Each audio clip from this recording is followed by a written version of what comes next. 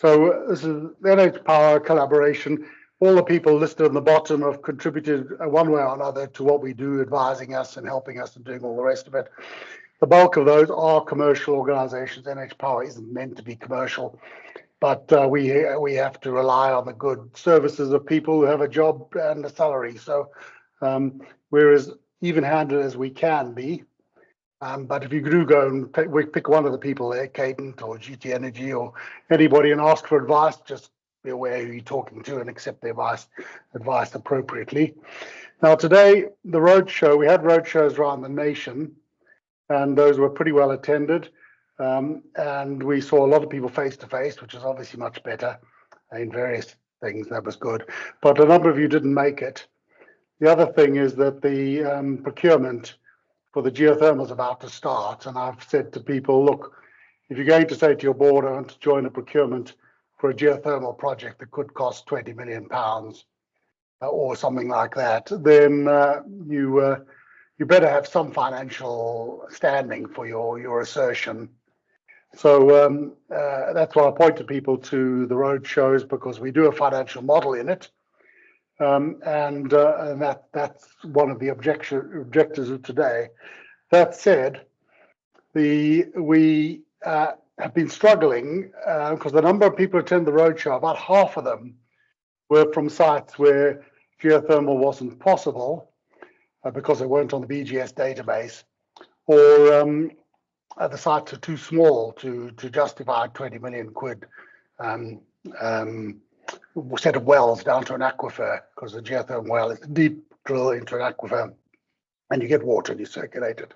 So we've been looking into alternative technologies to help trusts who would like geothermal energy but are either too small or unable to join on somebody else's scheme.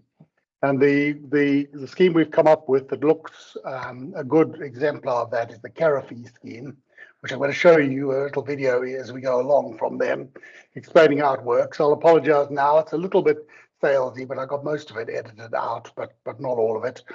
But it is worth hearing, and we've got a visit to their site in North Yorkshire coming up if you want to come and see it in the 11th of June. So welcome. We're recording the session. You've seen that. I'll try and edit out the face things. If you don't want to be seen, I suggest you turn your screen off.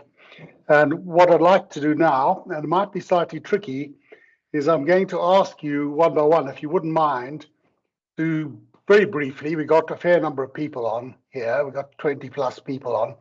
So if you could quite briefly say who you are, whether you came to a previous roadshow, and if you did, why you thought you'd attend a second one, and what you hope to get from today from it. And I'll have to do it the order that's on my screen. So I'm going to pick you out. It might seem a bit random, but I'll try not to lose track. So Callista, Eastwick Field. Callista, can you tell us briefly why you're here and what you want? And we'll go around all the houses. So the next one, Paul Cartwright. So Callista.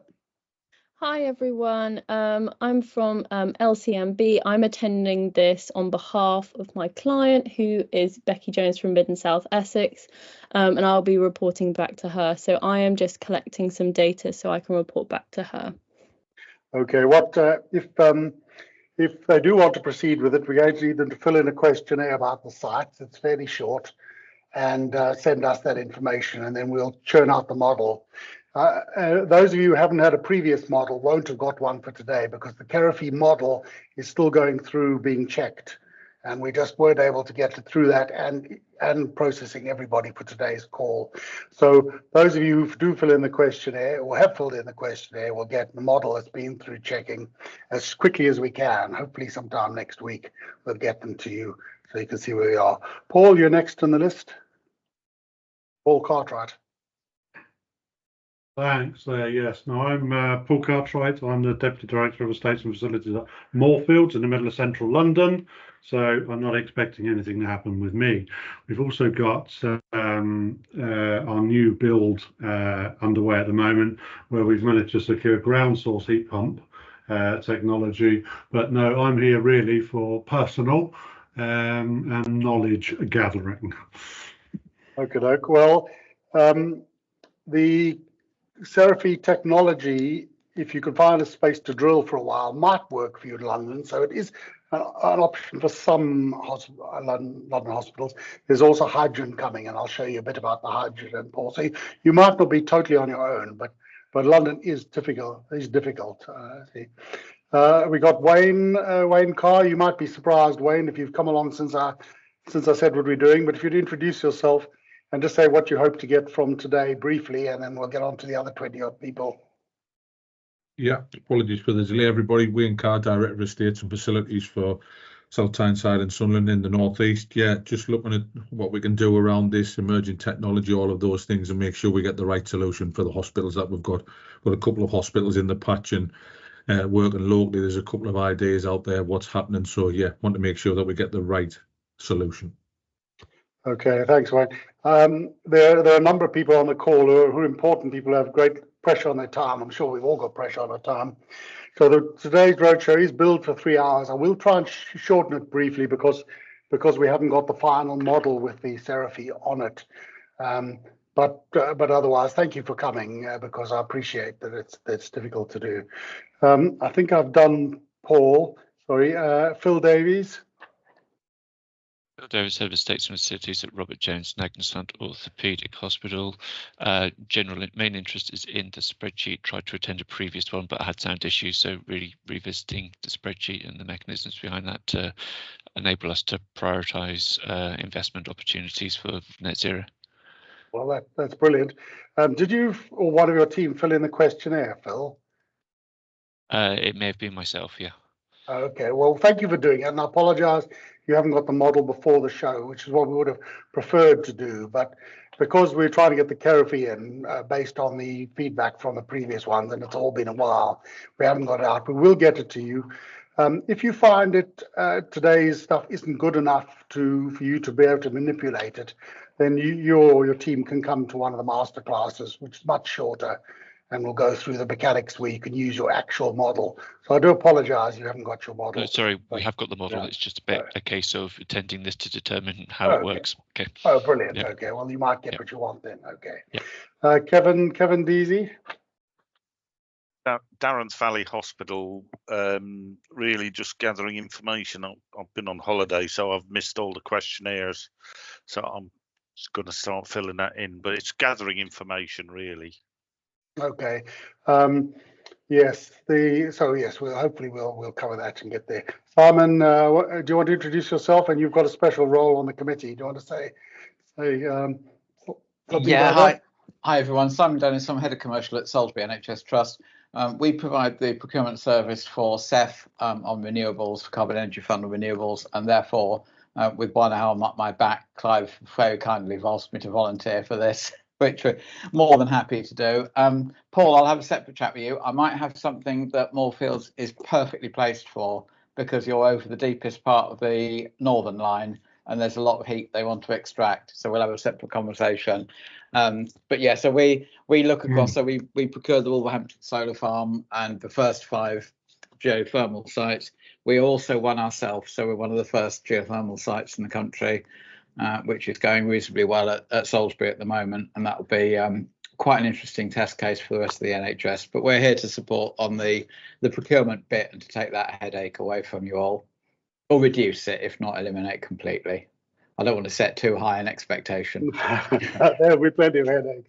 And tomorrow we have another set on the actual geothermal procurement. So those of you who are interested in joining that, they'll be there, and someone might be with us. Certainly his services will be with us there tomorrow. The next one's Jonathan Edwards. Yeah, Jonathan Edwards from Mid Cheshire Hospitals Trust, Leighton Hospital. I'm here on the NHP, one of the 44 hospitals. So yeah, we're just pulling together our energy and infrastructure strategy and looking at the geothermal, and perhaps for one of our other sites, the hydrogen as well. Are you doing your own procurement for geothermal, or are you thinking of joining ours? Don't tell me if you don't want to. Yet to be determined. We're just looking at what's available. We've got consultants looking at the options. I think the trust, the deep bore has frightened them off a bit with timescales and costs. So obviously the NHP I'm told timescales. in a good place for that. But yes, okay. Yeah. So, Okay. Right. Okay. Next one is Tim Fletcher. Hello, my name's Tim Fletcher. I work for Mason Tunbridge Wells Trust. I'm a mechanical project officer. Today really is obviously gathering some knowledge. I did speak to the Eden project team about 2 or 3 years ago, reference geothermal wells. I'm still very interested in it. We did have a little survey done at our site, but it was very basic. We may be able to, we may be not. So yeah, that's what I'm here basically for today. Well, Tim, if you're still interested, I've arranged a visit to see the Eden project site. I think it's the 20th or 22nd of June. It's on the website. I have sent an email out. You may or may not have received it. I've also managed, because the geothermal site, there isn't a lot to see when it's done, which in a way is quite reassuring because we've all got hospitals that need to operate. I've managed to get a certain number of free tickets because I believe it's quite expensive to get an Eden project. So for those who are prepared to troll down that far, to go and meet Eden Geothermal, the company that did it, hear their talk and see their installation, you could probably also get a free ticket into the domes themselves, which might make the journey a little bit more palatable. So let Vanessa know if you want to be there. Okay, Clark. Thank you. Yeah. So next one I've got is Harry Hicks. Yeah, afternoon. Harry Hicks. I'm a project manager at the James Paget Hospital, working on the new hospital development there. We've been working with Seraphy on sort of deep geothermal technology and the availability for our site. We've completed a feasibility and we're looking for basically funding for the engineering study. I'm here just to sort of get an understanding of what the opportunity is for funding on further works. Okay, well, I'll be able to give you some update on that. The case study in the presentation they give is yours, though they don't say that, but well, maybe they do say that. So I'm very interested to know what you make of them, because at the moment it's the only supplier we've verified that has a closed loop technology that's probably applicable to just about any hospital. So I would appreciate your feedback either during the session today or offline if you want, but very interested in that. I'll be dropping in and out of this. Unfortunately, we've got master planning clashes, but more than happy to take it offline. Okay, well, thanks for that. I'll make a note. We might give you a shout because you know, but all the other trusts we've been looking at have all been in the BGS area, and this isn't quite there. Chris, I see you've joined us. What are you hoping to get from today, Chris Hodgson? Oh yeah, well, just for everybody else, Chris Hodgson, Director for Estates at East and South NHS Trust. We were at one of the early procurements within Simon and the team, doing a fantastic job of that, by the way. Sensitivity, Clive, I think. I want to understand a bit more about sensitivity analysis and, you know, those inputs that we need to be really careful about. Okay, well, I'll talk to Becca. So Becca, when we do the show, we'll do the spreadsheet later on. Will you just make sure you show how we tweak the numbers a bit, show how, Chris, how we can test the sensitivity of that. Okay, I'll especially as comparative between solutions. Okay, Ben. Yeah, afternoon. I'm Ben Hugh-Vandernes from the Robert Jones Estates Manager. Yeah, just sort of seeing what there is out there really, and just how it can benefit our trust really. Right. I'm not sure whether we've monitored your site or not. It looks like we might have done. I'm not sure we have, but anyway, I'll get there. Istvan, the next. Hi, Clive. Good afternoon, everyone. My name is Istvan, Senior Energy and Environmental Manager at Nottinghamshire Healthcare NHS Foundation Trust. I'm here mainly for some information gathering and learning. We have several sites across the county and beyond with varying sizes, and some of them are ready for the next step. So we have a heat decarbonization plan already covering 5 of our largest sites. And you kindly returned your assessment as well, and there is one particular hospital I'm looking at for which your assessment and the heat decarbonization plan, broadly speaking, aligns in terms of geothermal opportunities. So I'm just really here to hear about how we can take this next step. Okay, thank you for that. Neil Jackson, you're next. Hi everybody, a little bit noisy where I am. I'm Director of Estates at South London Maudsley. I'm playing catch up a little bit as well. We've got a certain amount of work we've been doing on carbon reduction, but I'm interested in opportunities, understanding it a bit further, and particularly the financial modelling and some of that sensitivity work, just to get so I can articulate that better internally as well. Brilliant. Okay, well, nice to have you. Alberto Jaume, Alberto. Good afternoon, everybody. Alberto Jaume, Program Manager of Public Sector Decarbonization Schemes for the Nottingham University Hospitals NHS Trust. I'm here to see how geothermal energy could be integrated into our future strategies in our sites. We have already some major decarbonization schemes that we are implementing, but we are looking to see, as we develop our sites, how we could benefit from potentially geothermal sources for heating. Thank you. Brilliant, thank you, Alberto. Valentin Kokorin. Sorry if I butcher people's names, but I'm doing my best with it. Hi, no, you got it pretty well. Hello, everybody. I think most people touched on the point. I'm here just to understand what the details are, and also I think for me the first steps and how to take them is probably the biggest thing on how to get this very big ball rolling on what I think is a potentially very good scheme. Excellent. Okay, well, thank you for that. I've got 3 more names which I'm going to go through, and then I'm sure somebody's come in subsequently. So we'll then ask people who haven't said who they are just to raise their hands. But I've still got 3 to go. David Lawrence. Hi everybody. I'm David Lawrence, Sustainable Development Manager at Plymouth NHS Trust. Yeah, I'm really here just to sort of do a bit of data gathering and then help us try and look at potentially the financial models, because geothermal was an option that really interests me. Looked at it previously. I know that being down sort of in Devon, close to Cornwall, I've had a few projects down like Eden and Redruth. So yeah, got a bit of knowledge and just that's it. Really. Well, we'd like to put one in because obviously it would be a prime NHS site with the location that it's at. So that would be a very nice site to get done.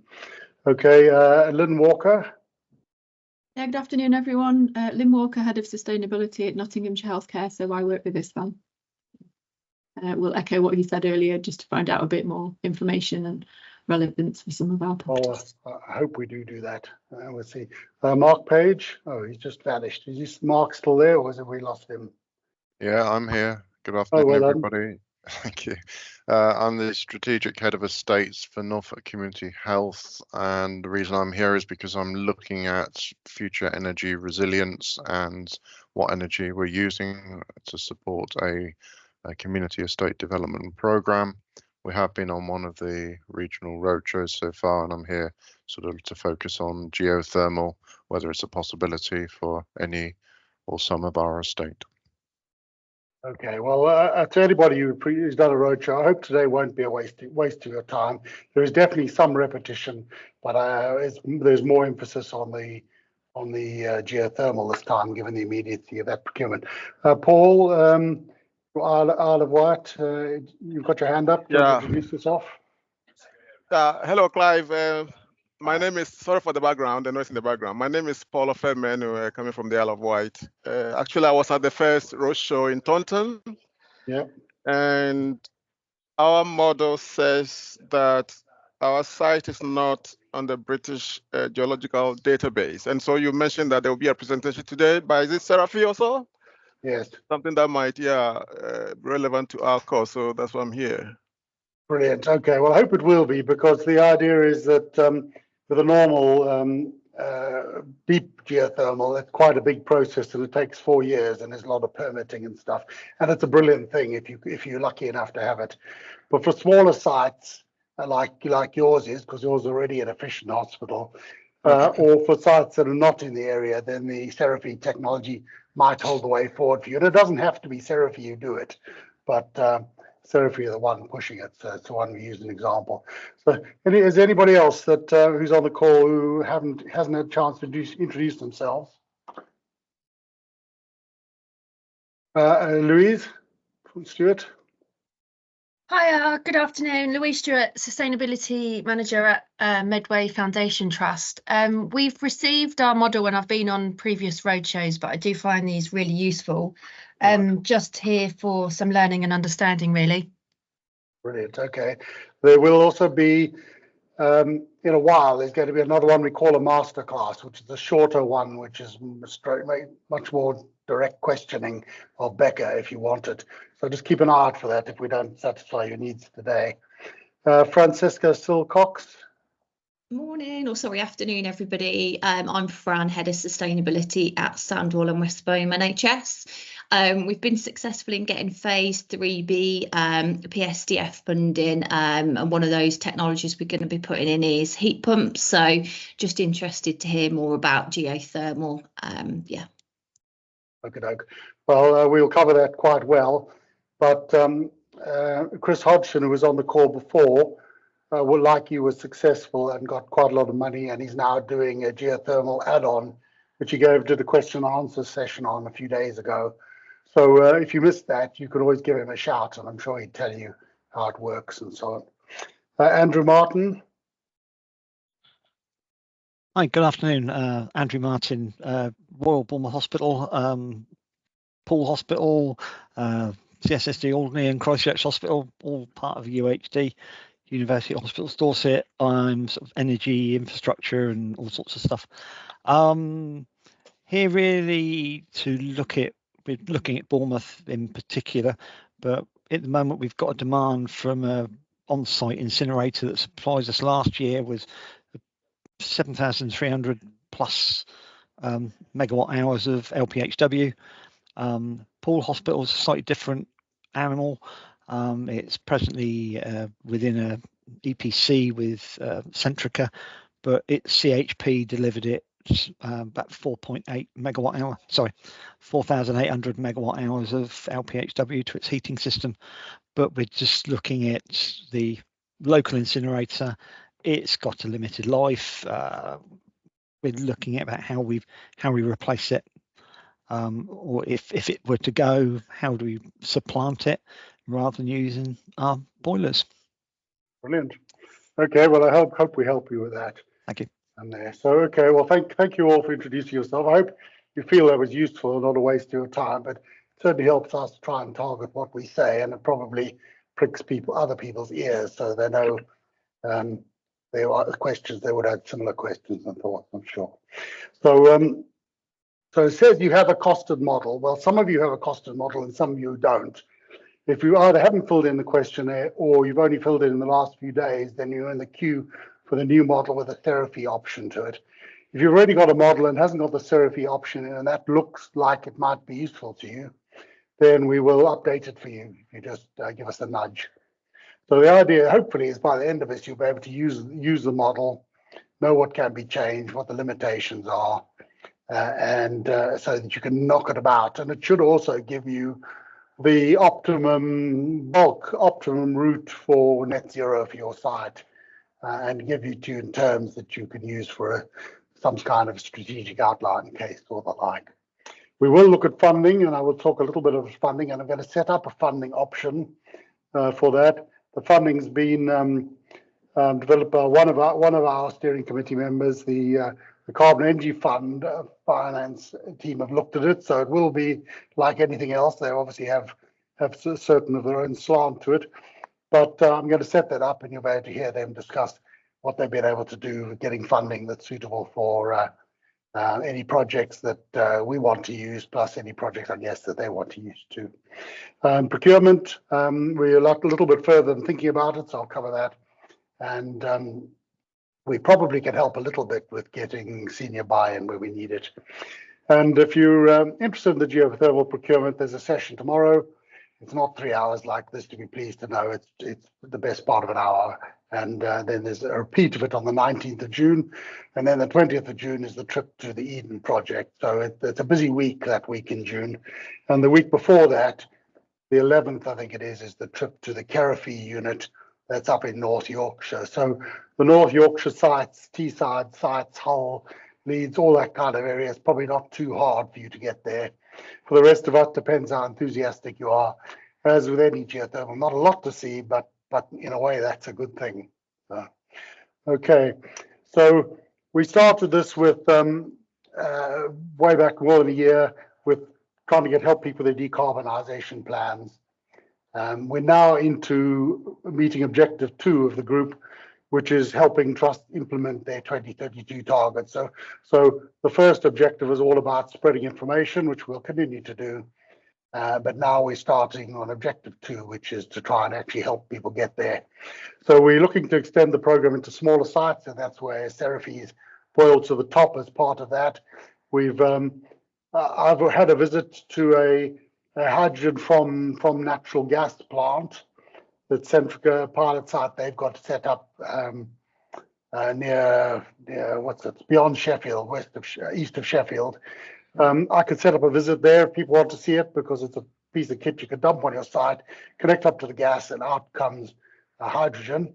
That's pretty darn clean, and certainly much more efficiently than if you were to put your own electrolyzer on site, and you wouldn't need all the HV stuff. So I might set up a visit for that again. I enjoyed the visit. We're kicking off the geothermal procurement. I'm gathering together 10 trusts for that. So if you're interested in being on that list of 10, you need to shout. And I want to finalize the list by the end of June. We're looking strongly at district heating schemes, because just about every trust is going to find itself in a district heating scheme. That's a DATRIS prediction for you. It's not word of law, but then the Energy Act actually says that they can compel hospitals and other people to join it. So I've got a feeling it's one of those predictions we can count upon. And then we're keeping an eye on hydrogen. There's elections coming, and we need to see what's going to happen, but hydrogen's looking like it's coming, and it's quite good value and it works. And then objective 3 we'll kick off shortly, which is trying to meet the 2040 requirements, but I need to make sure that I've got most of the 2032 candidates on the route, so I won't kick off 2040 for a little while yet. Okay, why are we doing this? Well, we're doing it because we have to. You know all this stuff, but we're doing it because we have to. There's no plan. So if you don't mind, I've got a very boring voice. So I've broken it up. I couldn't invite a lot of important people to attend, so I've used videos where they've explained the points that they want to make. So I'm going to play a few videos to you as we go. Whilst you're setting that up, I'll just remind people that if you haven't submitted a questionnaire for your site, you won't have a model. Please do submit a questionnaire if you would like a model. If you've got the first round of models, and then we reissued models to each of the trust, but you might not have an up-to-date, the most recent revision of the model for all of your sites unless you've come back and specifically asked for them. And as Clive says, as soon as we've got the Seraphi model approved, we'll be reissuing all of the models again out to you. But if you haven't submitted a questionnaire, you'd need to. Thank you. So that the NHS has a net zero target of 2040 and an 80% reduction by 2032 is no longer in news. And since we set that target, we have developed a strategic action plan for estates on how to meet these targets. And this is the estate's net zero carbon delivery plan, which I'm hoping most of you on this call would have some knowledge of. And this document details how estates and facilities should lead the way on net zero, what needs to be done by when, who needs to take this action, and just all the reporting and accountabilities associated with that as well.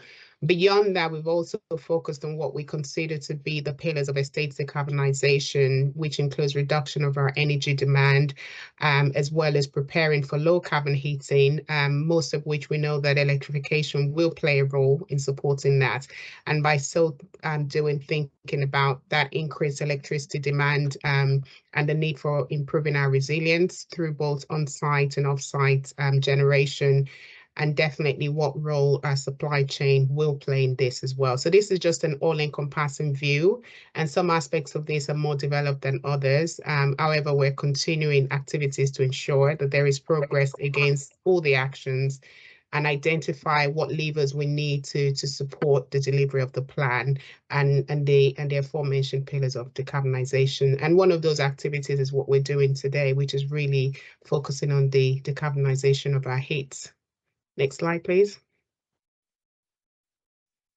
Great. So this is a cut of data from Eric. And as you can see, heating is the biggest source of NHS building carbon emissions. And we need to understand how we transition away from this to meet our decarbonization goals. And there are many reasons why it's hard to decarbonize heat. The main ones being the size of the challenge, and as well as the associated cost involved for moving from, the traditional heating systems to things that are, newer technologies and potentially more costly, as well as the energy efficiency of existing stocks, especially where we've got hard to heat and treat buildings. So these are some of the main challenges, and to address this, as stated in the estate's delivery plan, there is a requirement for heat decarbonization plans, and this is an importance as whilst technology is important, but it's not enough. The heat decarbonization plans plays a key role in both helping to identify both the strategic long and short-term plans, as well as the capital planning for heat decarbonization, as well as those sets of activities that we need really. Next slide, it's really just focusing on heat decarbonization plans. For those of you that have heard me speak before will know how much I've kind of banged on about this. But the first graphic you can see there is from Salix. And this is really all the benefits that Salix highlighted as part of their low carbon skills fund as well. But beyond this, we see heat decarbonization plans playing a role in supporting local and national planning. And we intend to see the NHS developing these plans, not just to highlight that stage approach at the trust level, but also to support the national strategic planning for heat decarbonization as well. An example of how this will continue to develop is the work that Greater Manchester has done. And what they've done is to develop a local area energy master plan for each of their districts. And by so doing, this has helped them address issues affecting their local energy market, both across the supply chain and allowing organizations to share or avoid or reduce grid costs, which we all know. For those of you that have done, for instance, PSDS projects, we know how much of a cost that can be.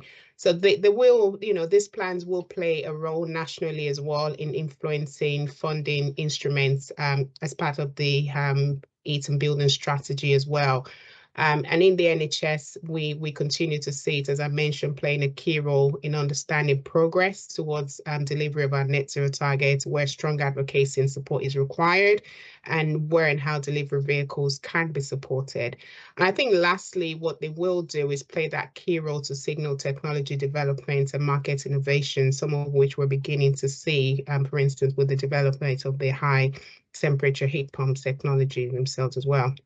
I'll be closing with the next slide, if you don't mind going to that, and just click through it, please. Great. So this is a graphic from the heat and building strategy that I mentioned earlier, which was published in 2021.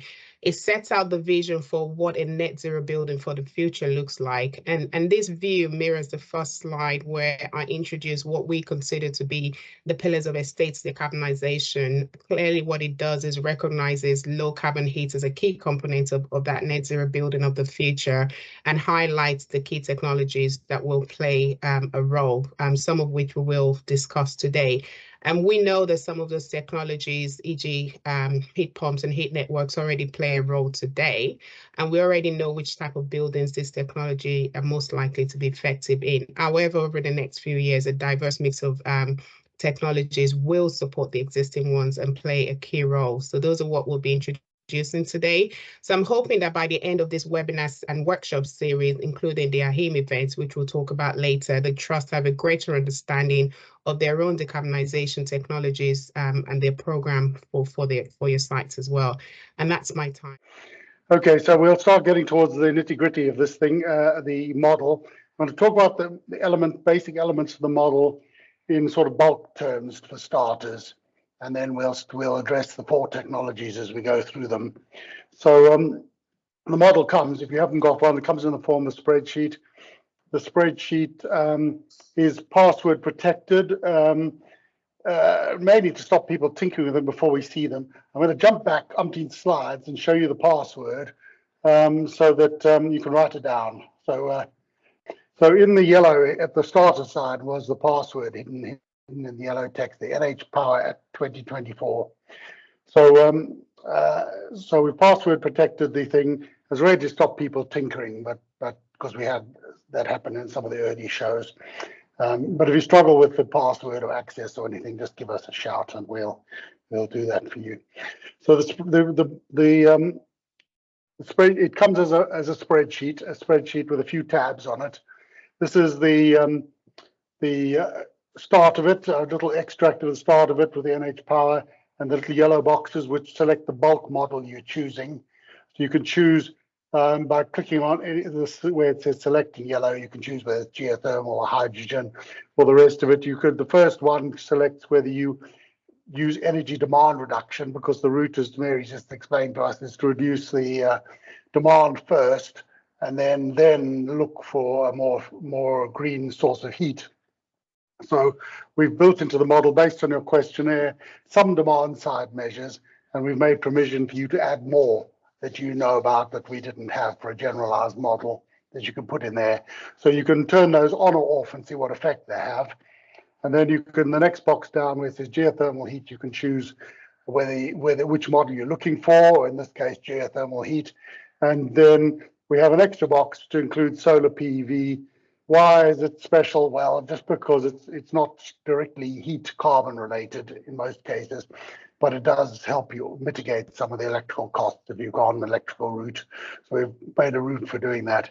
And then there's a big caveat box. We've had to avoid asking you guys to give us a ton of data, because we know you're busy and you want to know how useful this thing's going to be before you spend too much time on it. We've used ERIC data mostly for the bulk data, but we had to go back about 2 years to get your CHP data, because we need to know what the site heat load is. And if you have a CHP engine, then that will distort the heat and the electrical loads because it contributes. And we need to be able to strip that out. So we can see what the base hospital uses. So some of the data is not the most up-to-date, as up-to-date as we can get it. Plus we then asked you some figures. And then we've used costings from the PSDS submissions.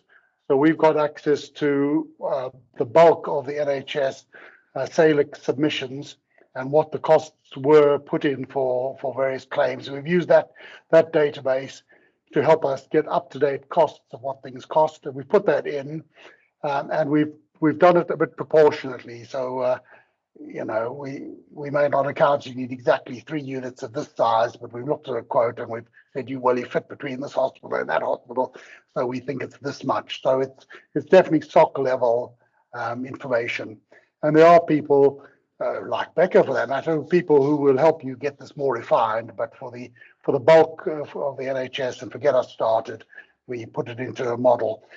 So this model that you fill in the questionnaire then goes through 2 proprietary models that we haven't given to you because they belong to other people, that chuck out the costing and chuck out some of the data and then fill in this spreadsheet for you, which allows you then to work with that data. So the other thing that's in there is a link to the map of the NHS map. It's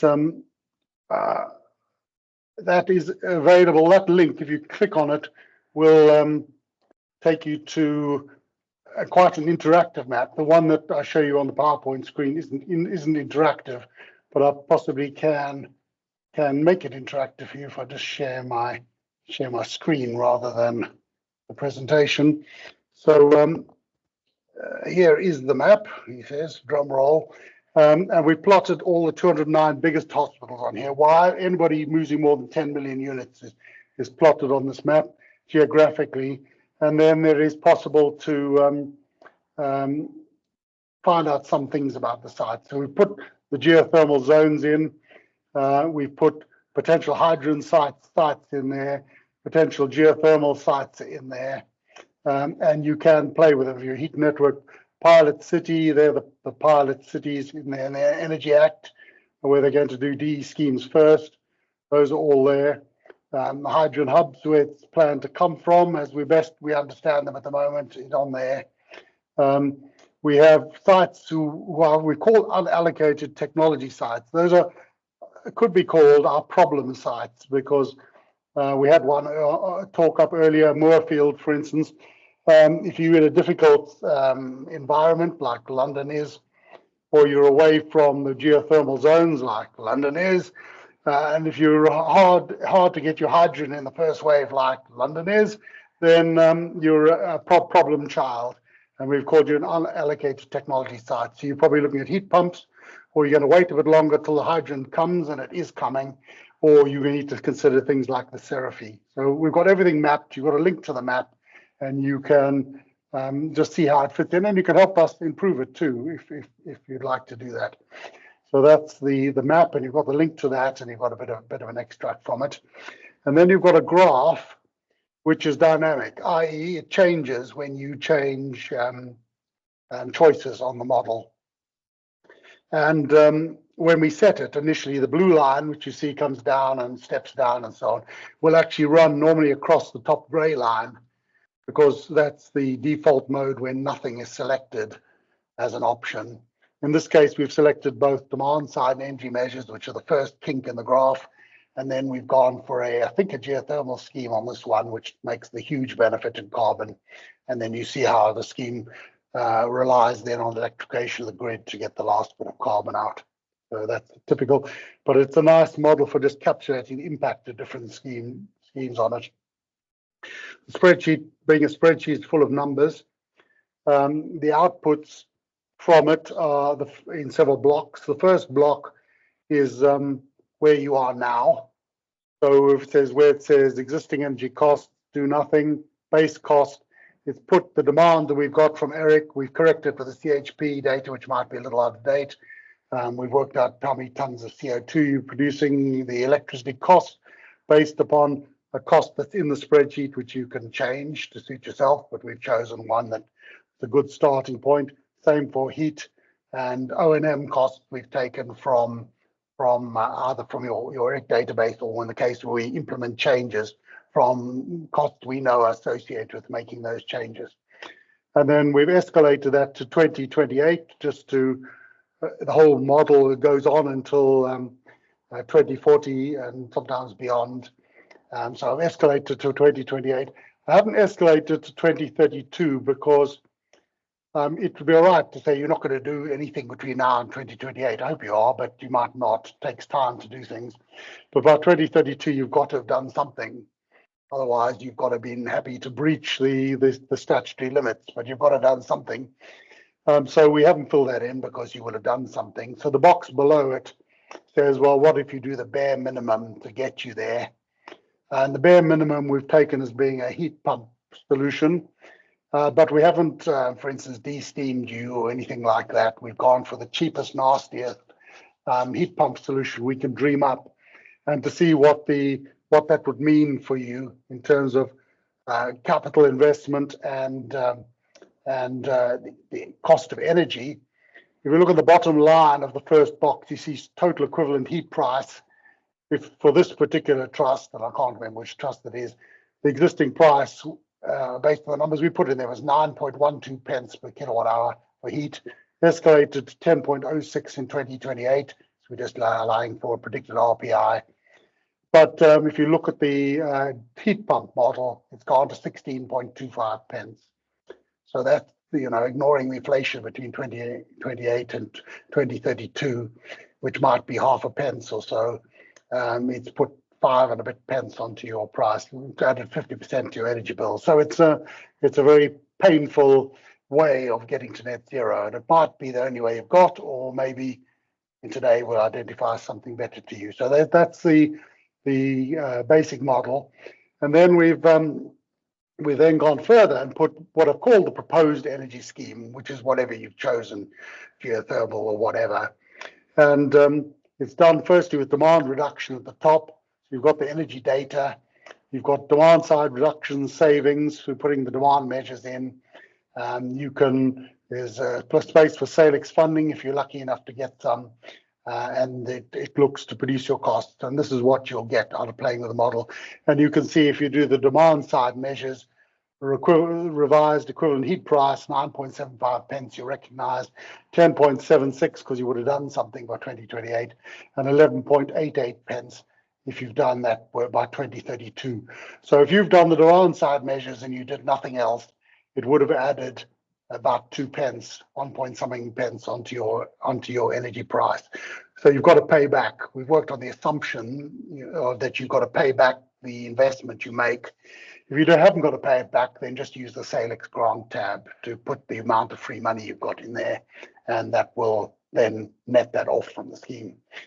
And then there is a place for energy generation on site.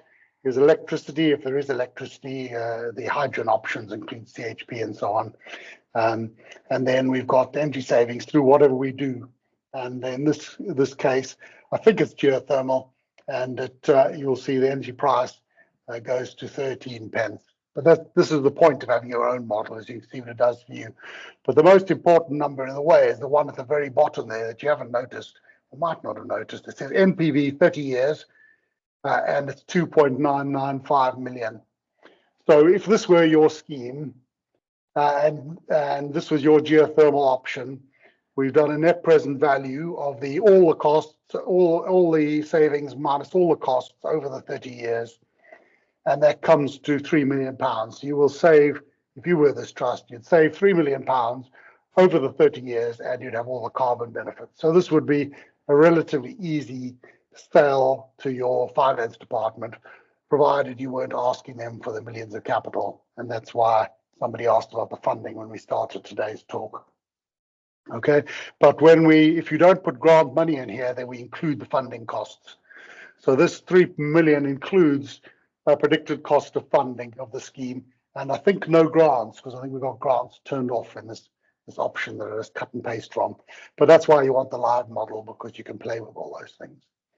Okay, and then there's some rather sparsely looking sheets to deal with the generation measures, because it depends what generation method you're going to use, and we put options in there. So different lines populate depending upon which option you chose. So it's not that we just made messy spreadsheets to allow for different options there. And then there's a summary at the bottom. And then you'd say energy reduction probably should be in front of generation, but anyway, they're both here. And the energy reduction measures we've anticipated, put those 2 lines in here, some air handling units and some LED lighting, but there could be any other stuff that you've identified in there as well. So that is the model. And what we need you to do is work out from that, have your own model, work out what options are open to you, contrast the various options financially, and then to that extent, you've got to play some optioneering and some messing around, and I'll give you an example in a minute, because it's not immediately apparent which is the best option for you. And then the objective for the exercise allows you to focus on the model or 2 that really look good for your site, and use that as your initial focus about where you go. And if it turns out that there is a model that's looking good for you, be it geothermal or district heating or hydrogen or whatever, you can join the relevant NHPower talks that we set up for that, or schemes that we set up for that, and learn what's going on and stay up to date and join in with whatever you want to join in on. So I'm going to give an exemplar because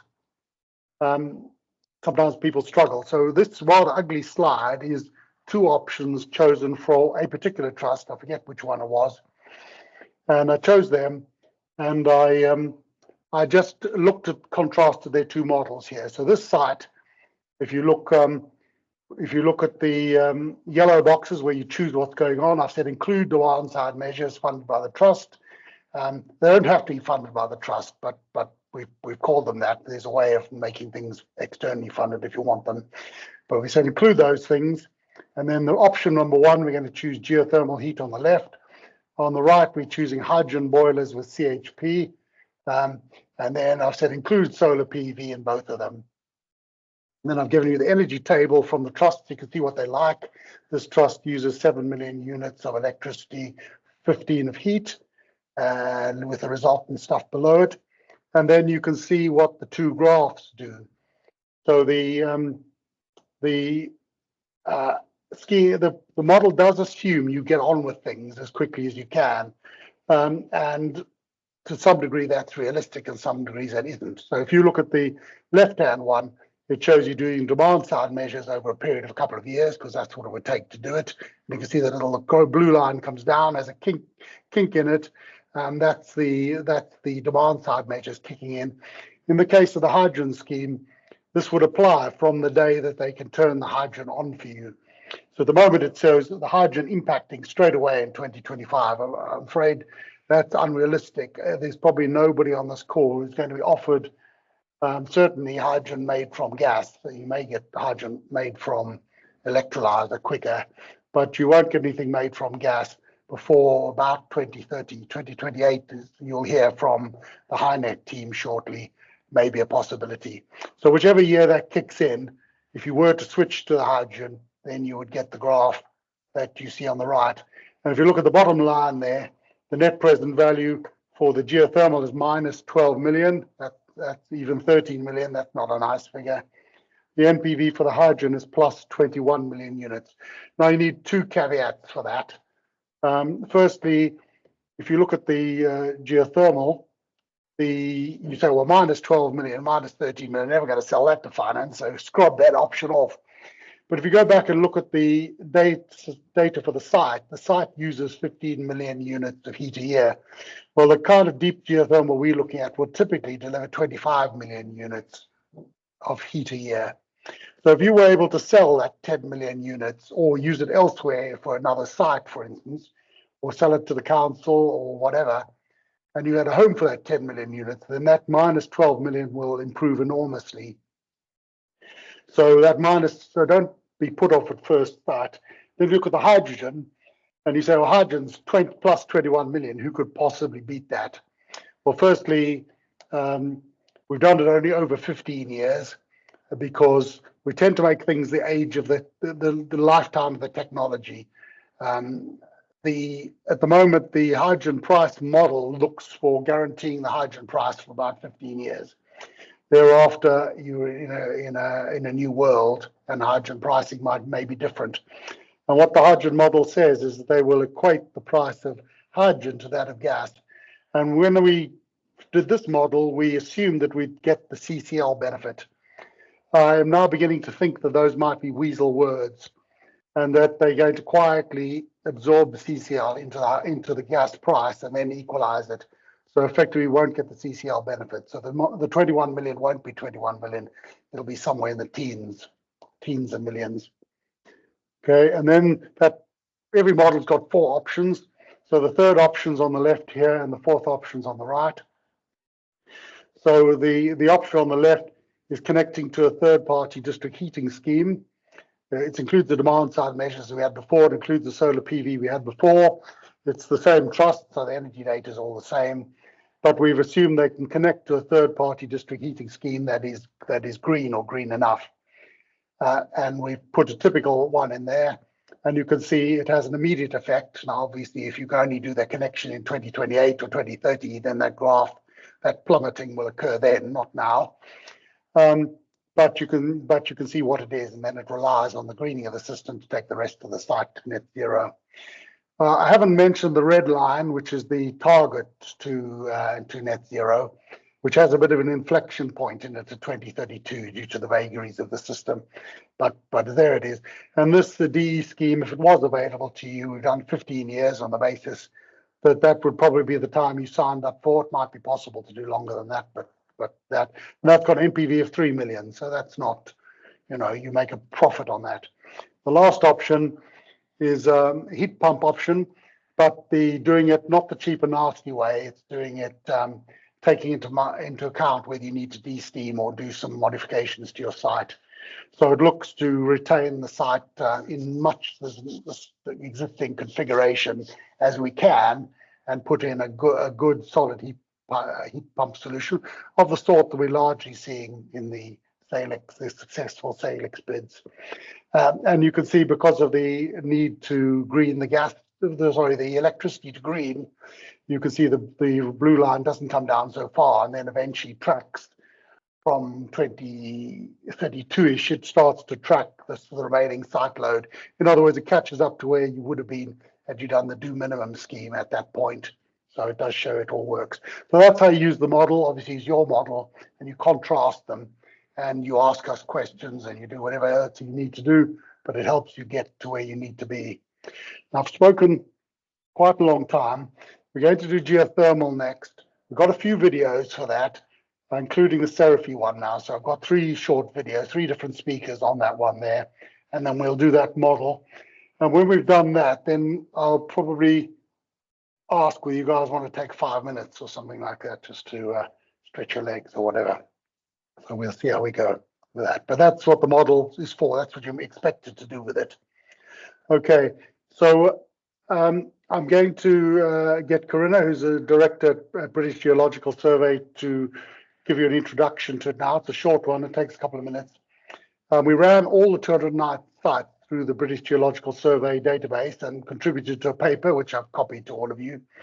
And they've given us their opinion as to the likelihood of deep geothermal, that means several kilometers deep, geothermal energy for your hospitals, and whether you would get high temperature, by which we mean 80+ degrees, or low temperature, which means when you new hospital program type temperatures, 45 degrees or so out of the system and boosted by heat pumps.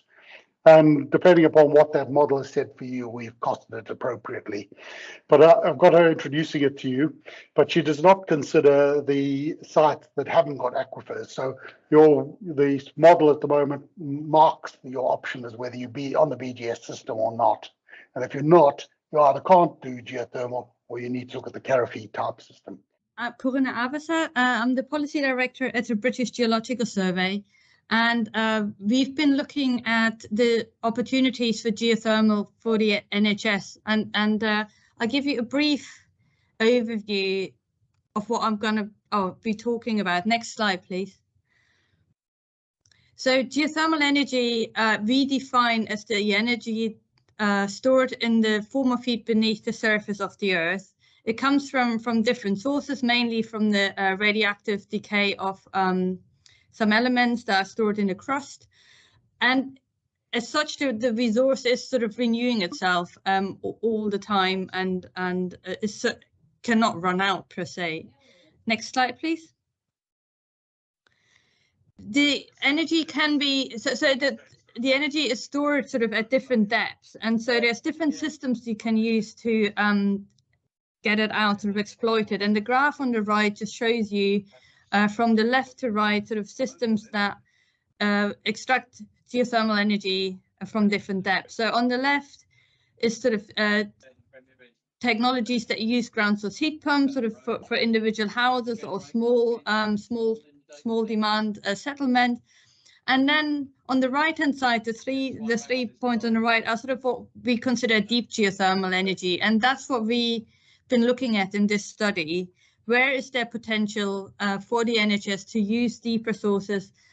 Because the deeper you go, the higher the heat density, and so you can get more heat out of those deeper wells. On the left-hand side, you can see what sort of geothermal energy is being used for, and heating, district heating specifically, is one of the largest users for the temperatures that we'll find in the UK. I've marked here the 2 geothermal settings that we see feasible for deep geothermal energy. The one are the hot sedimentary basins or hot sedimentary aquifers, which deliver heat at about sort of 60 to 80 degrees.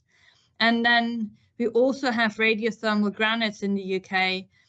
They can deliver much higher heat, but they also deliver, they require deeper drilling. But if you drill deeper, you can get temperatures hot enough for power generation. It's worth saying that that's not, there's only very few settings in the UK where that might be possible. So really the target is heat for geothermal heat to support heating of hospitals or sort of district heating networks. Next. So we've been looking at, apologies, there's a mistake in here. We've been looking at the 209 NHS hospitals that Stephen just been talking about. And we found that plotting them on our map of the different geothermal targets, we find that 109 sites overlie a sedimentary basin. And on my plot, these are the green colors, blue and yellow. They are different sort of age geological basins where deep geothermal aquifers exist. There's also 3 sites on radiogenic granites. So the opportunity is great for the NHS to use geothermal as a potential decarbonization source, but it's worth saying that there is variations within these basins that need to be explored. So it's, this is a national scale assessment. So for further details, we can provide some different plots at one of the next meetings where geothermal will be discussed specifically, but also as part of a feasibility study where we really look at the site that of interest. Next. So within this study, we've just been looking at, how much savings, what the heat demands are, how much CO2 savings compared to gas could be achieved, and what the estimated depth is that one would have to drill to reach 50 degrees. Next. And it's just going to go into the CO2 carbon emission savings. We found that for the hospitals we looked at, where they overlie geothermal prospect, hospitals could save 1.3 to 22.7 kilotons of carbon dioxide equivalent per year. And if you install geothermal install geothermal heating for the 30 top ranking hospital sites in terms of heat demand, you could save 12% of the published emissions from the NHS England's hospital estate. Next. In order to get a geothermal project off the ground, there is a number of steps to follow, and we have just published these kind of roadmap, if you want to call it that. So there's the stages are listed here and described in the graph, and I appreciate you won't be able to read this, but we have published a paper on looking at geothermal and what including the steps to take to develop a project. And there is a link on the next slide, please. So this paper is available sort of from the Northeast Local Enterprise Partnership website, as well as from our website at the British Geological Survey. It looks at the opportunities for geothermal, but also talks you through the individual steps that one has to take to develop a project. And that's me done. Before I bring Dr. Mullen in, who's been very helpful in a lot of respects, I thought I'd put the therapy technology up as an alternative. It's a couple of minutes by them explaining their technology, and I think we've got a member of the TROT that they've been doing a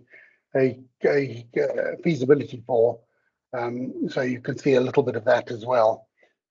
Thanks, Clive. Yeah, and thanks for the opportunity. Yeah, just to add a little bit of something which is a slightly different approach to the conventional open loop geothermal that has obviously been talked about in the previous session.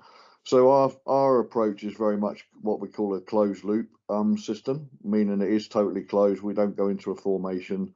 We don't look for our subsurface aquifers and water systems. We effectively drill to heat. The geological formation around the world globally is roughly around 30 degrees a kilometre of depth, meaning that for every 30 degrees you drill, theoretically it increases by 30 degrees at least per kilometre. So we have effectively taken an oil and gas approach to this process. We have the systems deployed. We've got sites that are currently now operating. We started by retrofitting existing oil and gas wells with this system to produce heat directly, which we've done. But we now have projects we're actually starting in for power generation as well, which are taking wells down to 230 degrees Celsius, in some cases at 2 or 3 kilometers deep, and we're actually working with power generation. Advantages are that you don't have to do that exploration part at the front end, you drill to effectively a known depth and configure a design of a well to that known depth, specifically to reach a temperature that you want to achieve at the surface. So effectively, you don't skip phase 1 and 2, but you significantly reduce phase 1 and 2 in that initial process by looking at this approach. You can get more into the deliver and operate side quicker. Next slide. So again, we try to look for off-grid solutions for our clients. We've done a number of hospital reviews recently, and you know, most of these are looking at being off-grid solutions. We also work with lots of other infrastructure, from university campuses to business parks to MOD, all types of different infrastructure. But primarily here, we're focusing primarily on heat, and then looking at building in some sort of resilience for parasitic load of any operating systems that we might induce. So by adding heat pumps, by adding things like that to the system, you're obviously creating what they call a parasitic load, which has to be taken off your original load or your operating load. What we do is try to cover that in the design, meaning that the system is completely standalone off-grid. The kilowatt price you get at the end is the price you pay all the time for the duration of a 40-year agreement or whatever's put in place. Next. Despite some of the sort of the general consensus in the UK or globally even, I mean, the BGS represents roughly about 113 locations in the UK that potentially could be used for what they call open loop geothermal. We reckon it's every single location using a monobore closed loop system, so there is no restriction where you can use a monobore system. The other thing is obviously, because it's monobore, it's single, it's not double loops, you can put multiples in and create multiple uses of energy in a smaller footprint. You haven't got to have a wide footprint to do that. Next slide. So this is just an example we did for a local hospital that we've done a study for recently, and you know, when we first talked to them back in 2021, they were looking at increases sort of annually going up, basically to you know, 2030 increase in you know, a little by little. They hit the 2030 targets in 2022. Hence coming back to us for looking for a solution for energy. Next slide. So what we did is we've done a proposal for them, looked at the changing their heat and reducing their costs. We've done the study. We've actually submitted the study, and we've presented them with two basic options. One is that we fully fund the system from scratch, and we deliver the energy on a sort of take or pay agreement type structure, with a possibility of, after we've retained or recovered our value proposition or investment, we can then transfer that over to what we call a BOT, like a build, operate, transfer model, back to the hospital or back to the local community type system, where they have the opportunity to operate it. So again, trying to do something which adds to local content, local ESG value. The second option is obviously the pay for it up front type option.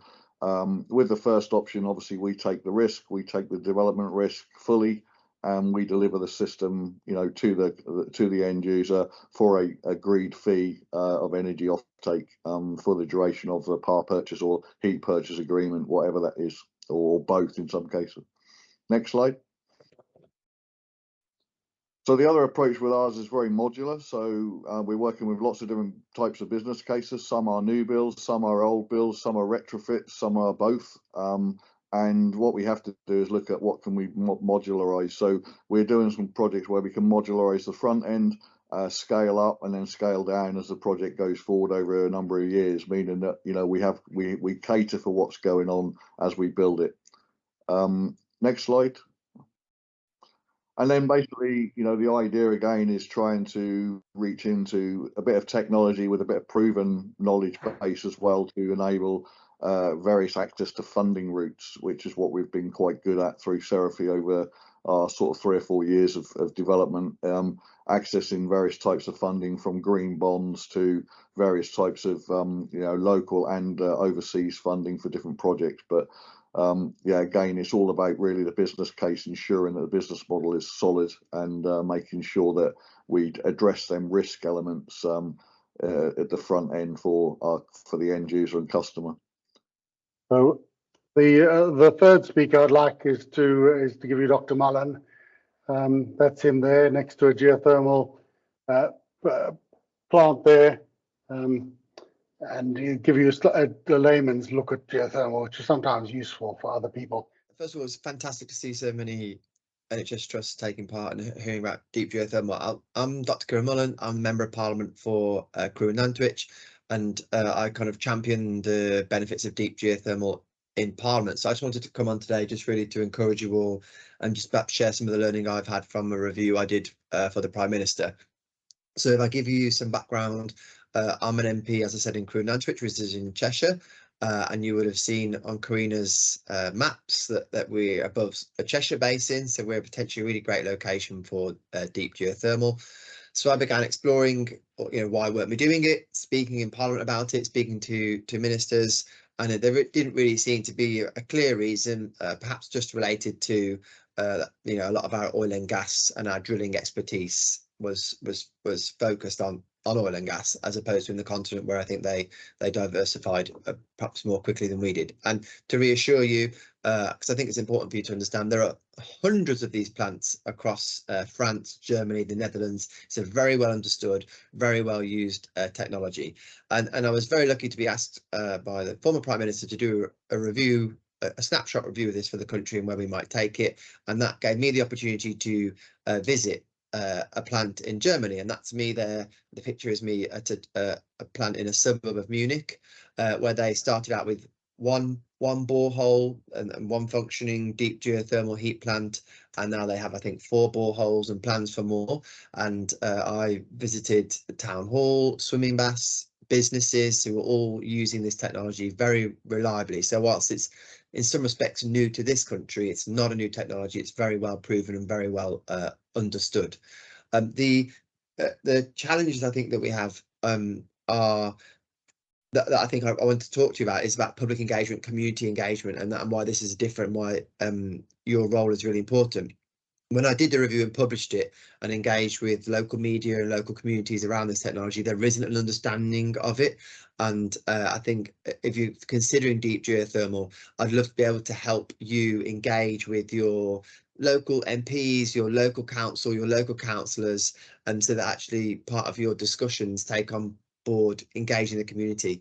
The common question that comes up, as you probably imagine, is when you're talking about drilling these days, there's just an immediate kind of public community question about drilling. And so you need to be prepared for that and think about how you're going to explain and define how deep geothermal is different to other types of drilling that people might have heard about and been concerned about. The things that I found very, very helpful was actually having visited a plant, and I'm not saying all of you got to go and head off to Europe to visit a plant, but the plant I visited was right next to a park, and the next thing along was a school, and they actually built a viewing platform for the children to see the drilling platform in operation, and they had a visitor centre there afterwards. And so it's about being able to explain that these are discrete, non-disruptive sources of heat and potentially energy. I know we're focused on heat today, and also that the other place that is piloting this stuff is the Eden project. So the Eden project is something that the public really do understand. They know those domes. I think most people have a sense that those domes and those biomes are a green, clean part of our country. And I visited the turn on of the heat plant that they've now built and is in operation, so that this winter those wonderful domes full of plants and from across the world are heated by this technology. And that also I found really helped reassure people that it was a technology that they can welcome and be really confident about, and that you can welcome and be confident about. And the learning talking to them was engaging with the community, talking to people early on. Another thing, I think, because again, Karina gave an excellent technical presentation, but I actually talked about this about the Roman baths, because actually that's most people, they're familiar with the idea of hot springs and that hot water comes up from the ground in some places. And so you're just saying that we drill down to it on in some places too. If you go on to the next slide, please. Someone was actually asked an appropriate question around funding. So the challenge for these projects in comparison to other technologies is that relatively high upfront capital cost, that drilling is not cheap, and so it's persuading and making the business case for that drilling. One of the things that I did for the research I did was ask the industry to feedback what they found helpful, and these were things that they actually get in Europe. So they have things like a feed-in tariff. So if you deliver certain geothermal projects in some European countries, you get feed-in tariff from the government.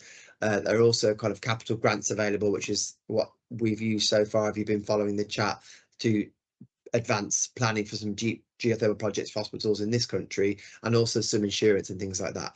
But it is a challenge, and I think it's just about working with the help that you've had from people, offer from Karina and other people, and CEF, to really evidence the potential, understand the potential, so that you minimize the risk, and to persuade people that it's a worthy investment. But what I'm going to try and do is actually persuade at a government level and across the NHS about how we could perhaps look at some of these funding mechanisms, because grant funding is really great, but actually for these types of industries, kind of a shared risk approach is probably more effective, and that you can do through feed-in tariffs and insurance.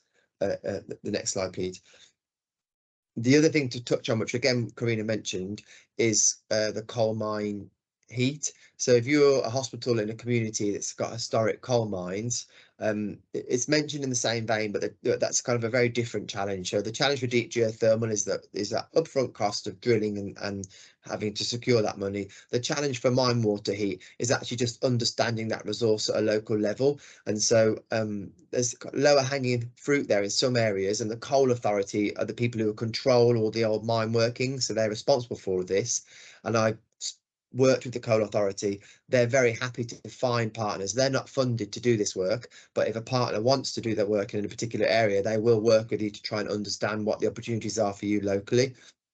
Where you have to think about what the old coal mine workings haven't been touched for 50 years or more in some places, and they kind of move and the maps are not up to date, and you don't quite understand how the water flows, and so you need help to understand that. But if you do understand it, it's actually quite an accessible resource. It doesn't have that same high cost as deep geothermal.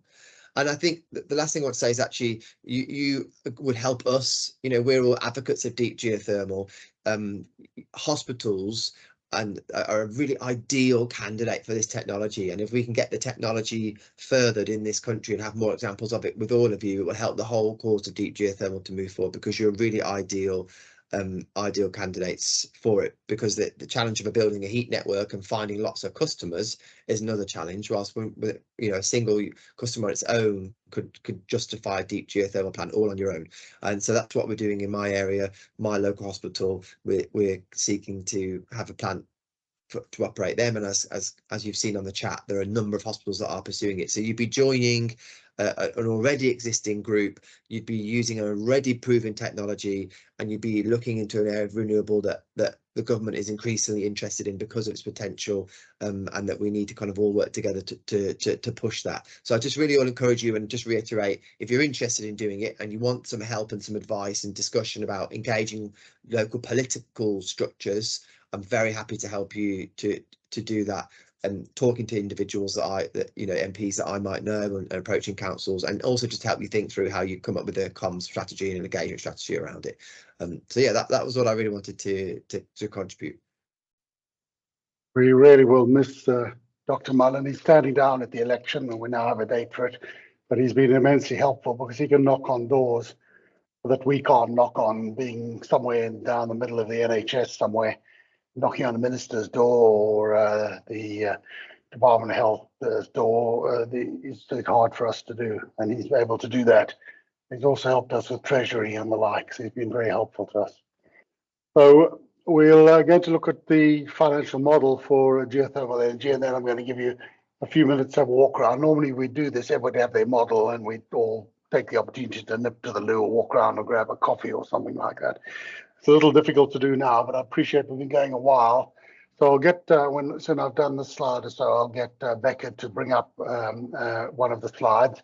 If we've either got one for somebody who's present, Becca, or whichever one you've chosen to work for, we'll work through the geothermal option one for doing it.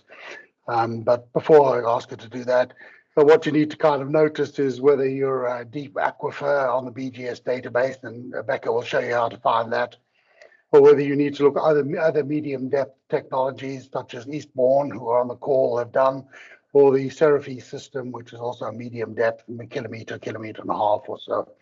You need to look at the likely temperatures you'll get from it. If you get 80+ degrees, everybody's smiling. If it's 40, 45 degrees, then you're fine for a new hospital, and you're fine for heat pumps, but you'll have to top up with the heat pumps.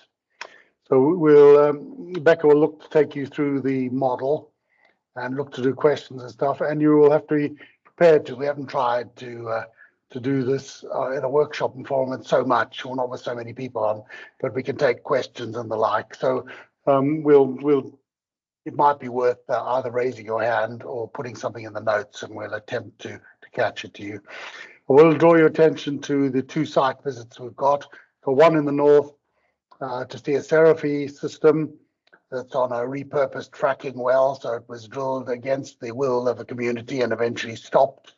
But Seraphy came and repurposed it. No fracking involved, nothing negative involved, but they purposed it as a test well for their model, and you can go and see that. Or a week later, 20th of June, as I say, we've got tickets to the Eden project, but more importantly, you can spend a short period of time with the Eden team looking at their well, listening to what was involved in doing it. It was a 5-kilometre well, involved granite. So Plymouth are on the call. I think your ears should be burning. Truro, I'm not sure they're on the call, but their ears should be burning. And then if you actually want to ask people questions, well, you can ask the suppliers of those 2 things. We've got the procurement call coming up tomorrow, and we've got a repeat of it in June.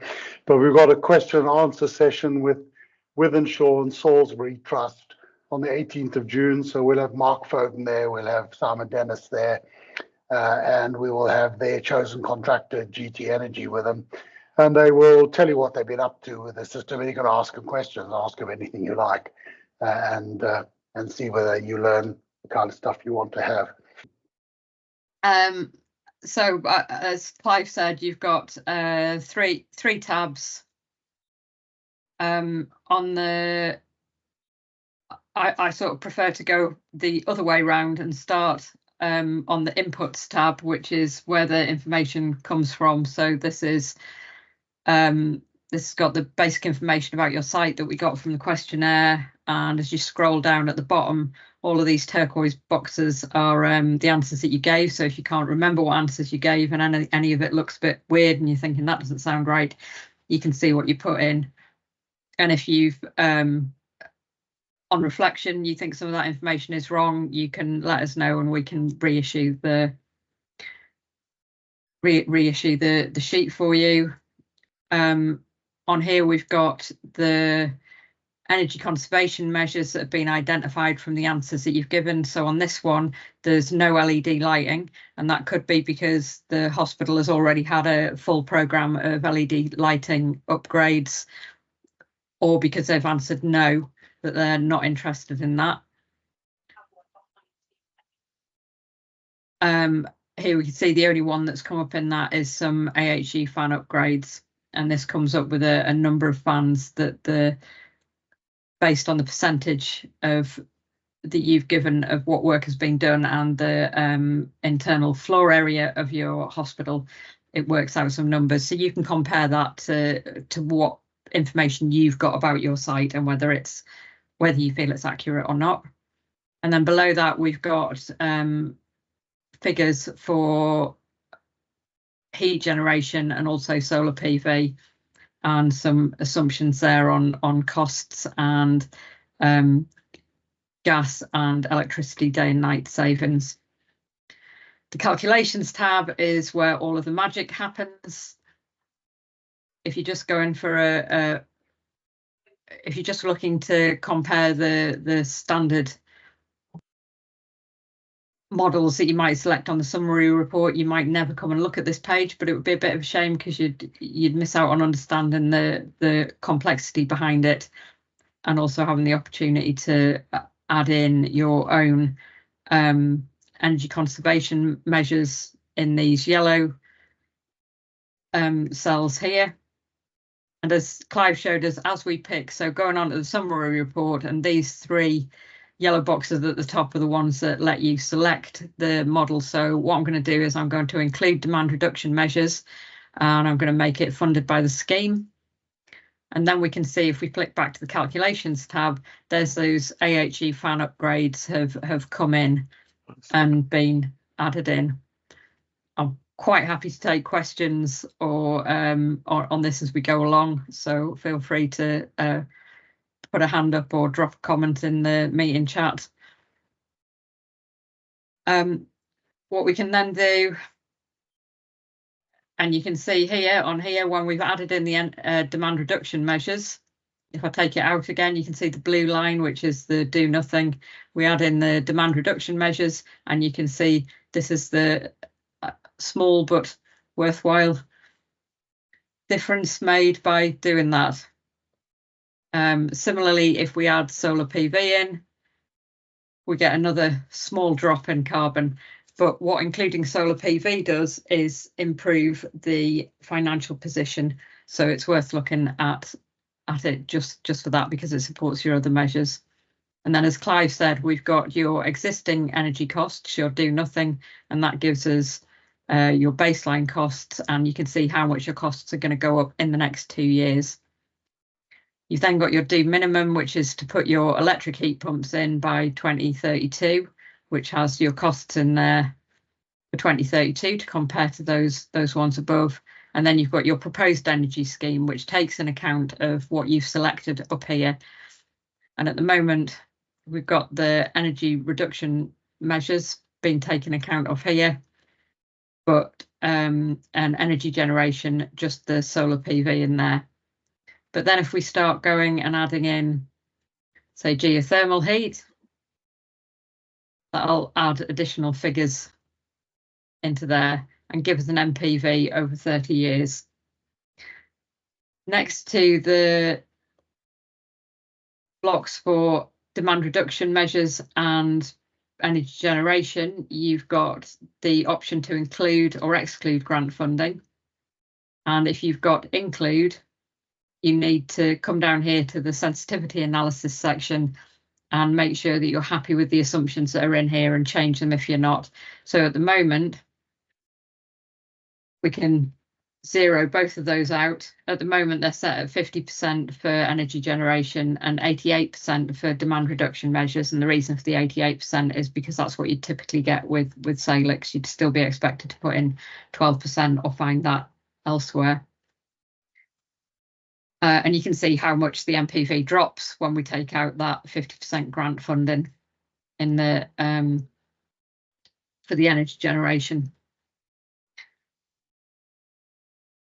And this is the bit that you can sort of really play around with to see what different tweaks will do to your MPV. At the moment, we've got low temperature geothermal. This is assuming that you're going to get water out of the ground at something less than the 77–80% you would like to have running around your site, and you're going to need some heat pumps to bring it up to temperature. If you're in one of the red areas up here, or if you know you're in a really good sort of hotspot area, hot rock area down in the southwest, you can see, click high temperature geothermal and see what you'd be likely to get with that. You can look at exporting heat. At the moment, we've assumed that we haven't got the Seraphy sort of small scale geothermal in here. We've only got the large scale geothermal, looking at about 25,000 megawatt thermal of heat. If you've got less site demand than that, so here you've got 35, so you'd be fine. You'd expect to be using it all on site. If your heat figure after all of your demand reduction measures is below that, then the model automatically assumes that you're going to start exporting it to a third party. So if you want to go for a geothermal, but you're significantly below 25 heat demand, then you need to be looking around and seeing what large scale heat users you've got on around your site boundary or near to. Here's where you can affect your energy costs. The gas price includes the CCL, and the hydrogen option is also based on this. We were taking the CCL out of the hydrogen option, but in this revision where you've got this NPV sensitivity block, then there is if you change the gas price, that will change the hydrogen price. We're still assuming that there will be price parity, however much they have to put up the gas price to subsidise hydrogen. Otherwise, of course, no one would make the change.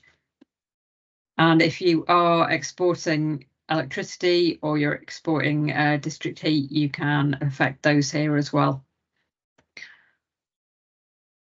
Yeah, I think that's probably about it without just boring everyone.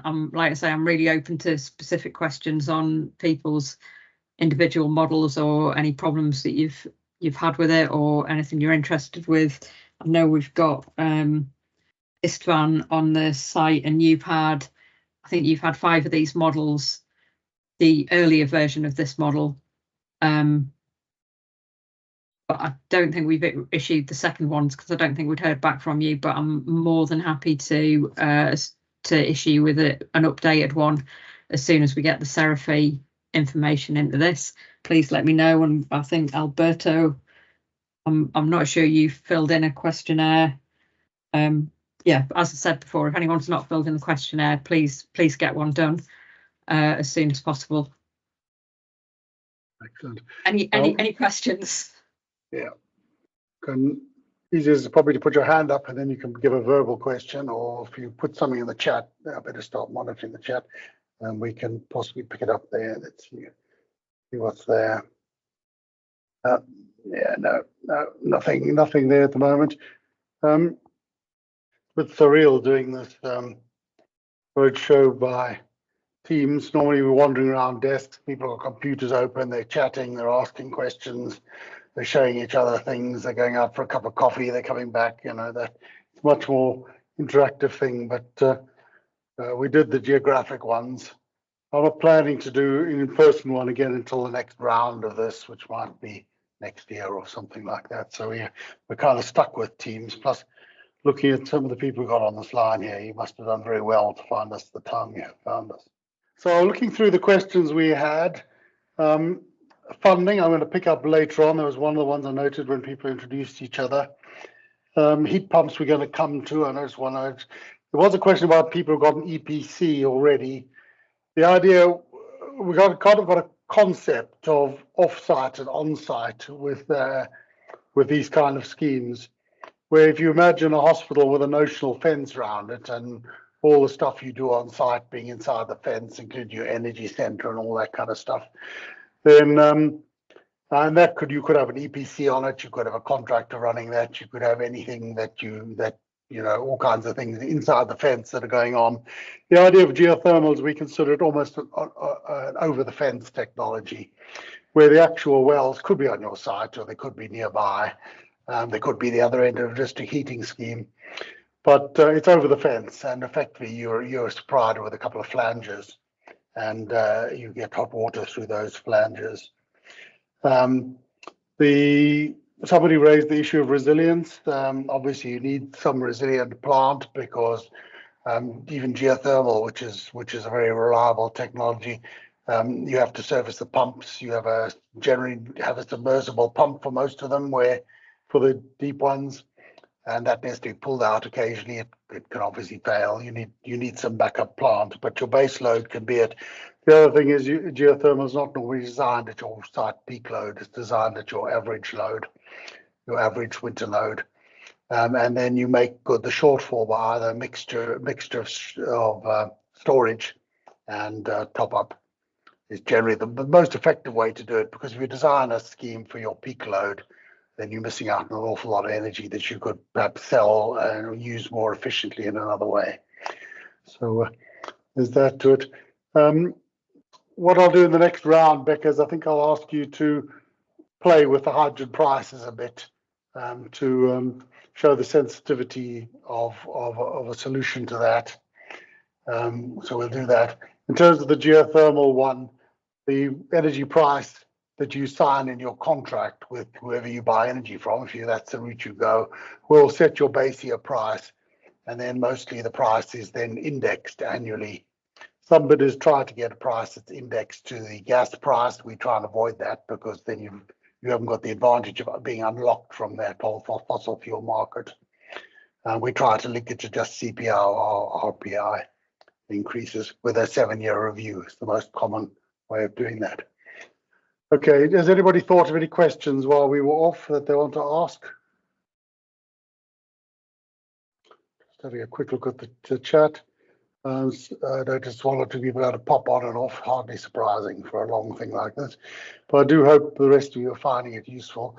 And if you aren't, really, you need to be just giving us a nudge so we can improve what we're saying to you. Okay, anybody want to raise a verbal question to Becca or myself about the geothermal, or as we're going to push on to look at hydrogen next?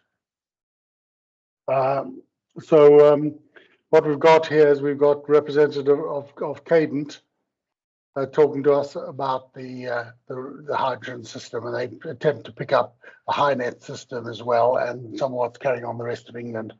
I had them do this call for me. This wasn't one, the original scheme. This was an update because the hydrogen thing keeps changing or keeps developing. Hello everyone, I'm Sally Brewer, so I'm Head of Regional Development for the Eastern London at Cadent, and I'm going to be talking to you today about our hydrogen plans alongside Martin Shannon, who's Head of Commercial Services. Now, for those of you who don't know, Cadent is the UK's largest gas distribution network. We've got about 12 million supply points across the UK and 132,000 kilometres of pipeline. And we are delivering natural gas to customers across that region. But of course, we can't continue to burn unabated natural gas, and we are seeking to transition our network to low carbon hydrogen. So the way that we're going about that is through 5 main regional hydrogen programmes, and these are focused initially on heavy industrial customers, power generators, commercial sites and health sites such as the NHS. And the UK hydrogen economy is starting to get established through the work of the industry and government, and business models are being established by DESNZ, the Department for Energy Security and Net Zero, to support hydrogen production and help bring that online in the major hydrogen production centres across the country that you can see on the map. So predominantly at the forefront of this is Teesside, the Humber, and then the HyNet region, so Bay of Liverpool. And DESNZ is also establishing hydrogen transport and storage business models, and that will support the construction of the infrastructure that we'll need to deliver this. I'm going to pass to Martin now to talk about how we're going about interacting with prospective customers of these schemes. Thank you, Sally. So hydrogen as a fuel has many use cases, and government DESNZ has been very supportive in running industrial fuel switching trials to really demonstrate to industry how you can switch from burning natural gas to burning hydrogen. And as you can see from all of the blue chip logos on the screen, it is has many different use cases. So one of the biggest use cases for hydrogen is hydrogen to power. So Intergen, Rock Savage, these big electricity producers are going to be taking hydrogen and converting it into electricity, substituting the natural gas. It also lends itself very well to high heat, high temperature processes such as kilns. So Pilkington Glass has been using hydrogen in trials to demonstrate that you can use hydrogen to continue to generate high quality glass. Unilever, Kellogg's, are also being active in taking on hydrogen trials. Hydrogen also will play its part in decarbonising airports, so both airport infrastructure, but also airport aviation, hydrogen for fuel in the longer term. So the use case for hydrogen is really quite compelling, and industry has been very supportive and as an advocate for hydrogen, because when you burn hydrogen over natural gas, you get carbon savings, and those carbon savings have a value for industry. Next slide, please, Sally. So HyNet is at the forefront in terms of building out the new national infrastructure that's going to deliver the hydrogen. So we are at the moment going through detailed design on the 124 kilometres of network. This is brand new network that's going to convey hydrogen from EET at Stanlow to those large industrial sites I mentioned. The hydrogen is going to be developed through a process called autothermal reforming, which is taking natural gas and converting it into hydrogen. And the CO2 that is captured through that process is going to be sequestered offshore and stored in depleted offshore oil wells. And that work's been carried out by E&I. Cadent at the moment has done a statutory consultation on the routing corridor, and that will subsequently lead us to doing what we call a development consent order application in due course during the latter half of 2024. EET, who's producing the hydrogen, the initial plant's going to be 350 megawatts, followed by 1,000 megawatts, has received planning permission for the first phase of production, which is hugely important, and HyNet will be commissioned by 2028. Next slide, Sally. So hospitals in the northwest that are near HyNet. So we've been working very closely with Clive, and we have now mapped out the hospitals, which are the blue crosses on the map, and they align quite neatly to a lot of the HyNet infrastructure. So we'll be able to get hydrogen to those hospitals in 2028, and there'll also be a connection process that will come off the main HyNet infrastructure to connect hospitals that are a little bit further out, very much like the natural gas connection processes we have at the moment. I'm handing now back to Sally. Thanks, Martin. So I'm going to take you through East Coast Hydrogen, which is our hydrogen programme for the Northeast and the East Midlands. This is a collaboration with Northern Gas Networks. So Northern Gas Networks cover all of the area to the north of the River Humber, and on this map, Cadent covers to the south of the River Humber.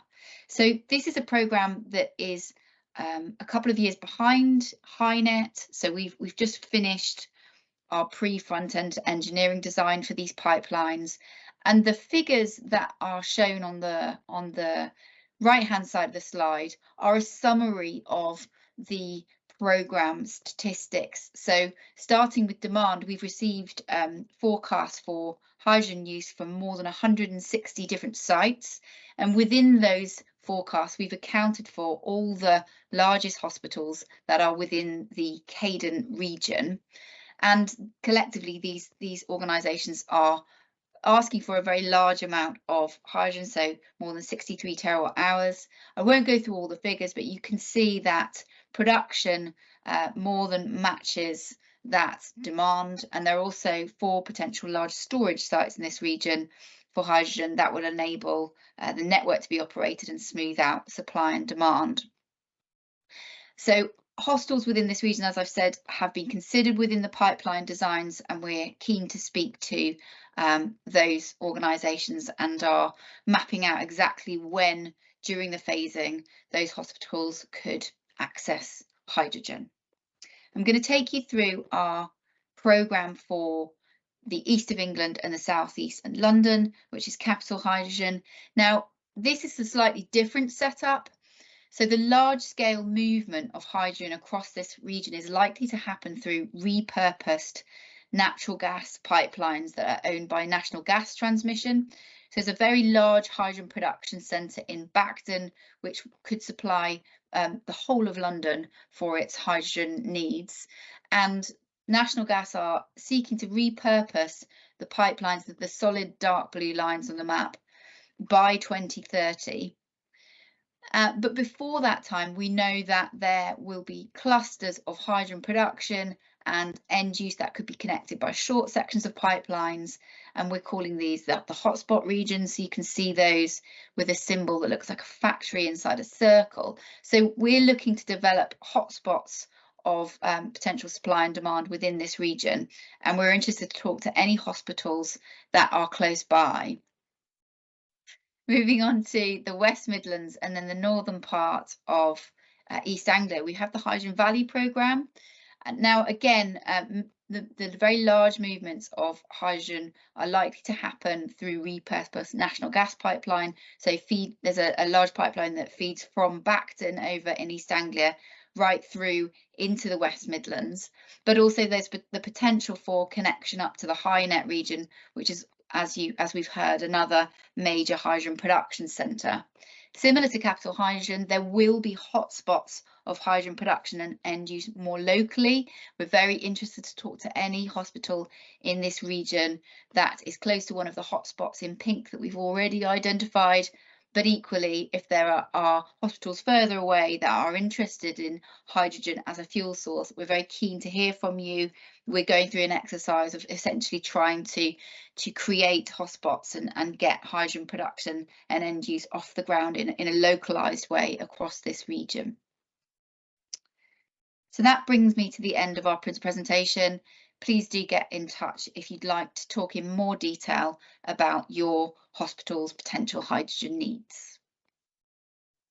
Hydrogen, it depends upon something called the financing of hydrogen depends on something called the hydrogen business model.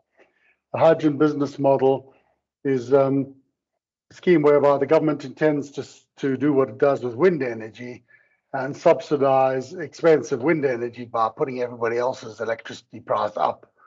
So that the people, that everybody's contributing to the cost, which then equalizes the price between wind energy and ordinary energy. And the same with approved gas hydrogen supplies. They'll hike the gas supply price up until it balances with the cost of subsidizing the production of hydrogen. So people who don't join hydrogen will find their prices going up, and people who do join hydrogen will find that it costs the same. So that's the fundamental of that model. Now, at the moment, I'm talking to three groups. I'm not talking to the London group yet, Capital Hydrogen, because it doesn't seem well enough developed. But in the case of Northern Grid Networks, which is the first column there where it says hospital names, starting with Leeds, that list of hospitals could all potentially get hydrogen by about 2032 or thereabouts from Northern Gas Networks. The East Midlands area covering Queen's Medical Centre, Nottingham, and the rest of them, some of you on the call there, I've already talked to Sally directly, and they're on that system there. And then there is the HyNet sites, which you saw in Martin's presentation as well. So at the moment, we're monitoring those, and we're looking, as soon as it looks like it's gone far enough, which should be about September this year, we should have enough coming forward to actually arrange some presentations and updates to those hospital groups and anybody else who's interested about how and when they might get hydrogen for their sites. When capital becomes a little more real, then I'll do the same for that. And hopefully that's helpful to you if I gather information and share it by the appropriate Teams calls and whatnot. But that's the intention, is to try and help you and to not track what these guys are up to. Okay, so do you want to bring up your model, Becca, and look at the hydrogen, and then you can talk about the price a bit and the NPV and sensitivity a bit, as well as showing just the hydrogen model out. Yeah, sure. Okay, so we've got Liverpool, heart and chest on here. At the moment, it's set up with no selection. So I'm going to go to the heat generation selection and choose hydrogen boilers with CHP. So you can see that we've got the three options here, either to convert the CHP to hydrogen, place the boilers, or go wholesale for all of your heat generation plant. We can see the impact the earliest operational start date for energy generation measures shown here is 2030. This is very much the earliest if you really got on the case and started developing a scheme now. And you can see the impact there on the blue line. At the moment, we've got exclude grant funding, so we're not muddying the waters with grant funding figures. And this is presenting an MPV over 15 years, which is shorter than 30 years for geothermal, because that's the service life would expect from the equipment going in. And you can see here we've got right down, this is probably one of the more interesting lines, the revised equivalent heat price. So you can see you were at the moment in the current scenario, you're paying 5.24 pence per kilowatt hour, which will rise to 6.08 by 2032, and with the proposed hydrogen scheme be down to 5.02 pence per kilowatt hour by 2032. However, that depends on our gas price, which, as I say, is also guiding your hydrogen price. And at the moment in this model, it's set at 7 pence per kilowatt hour. And we can see if we increase that to 8 pence, that decreases our MPV and increases all of these costs per kilowatt hour of heat. We could take that up, take it up as high as we like. We take it up to 10. You can see we've still got a positive MPV, and these are significantly higher now. The other thing you might look at is saying, well, what if inflation went up more? So instead of CPI at 2.5, if we had 3%, and again, you can see that, as you'd expect, increases your pence per kilowatt hour, but doesn't affect your MPV.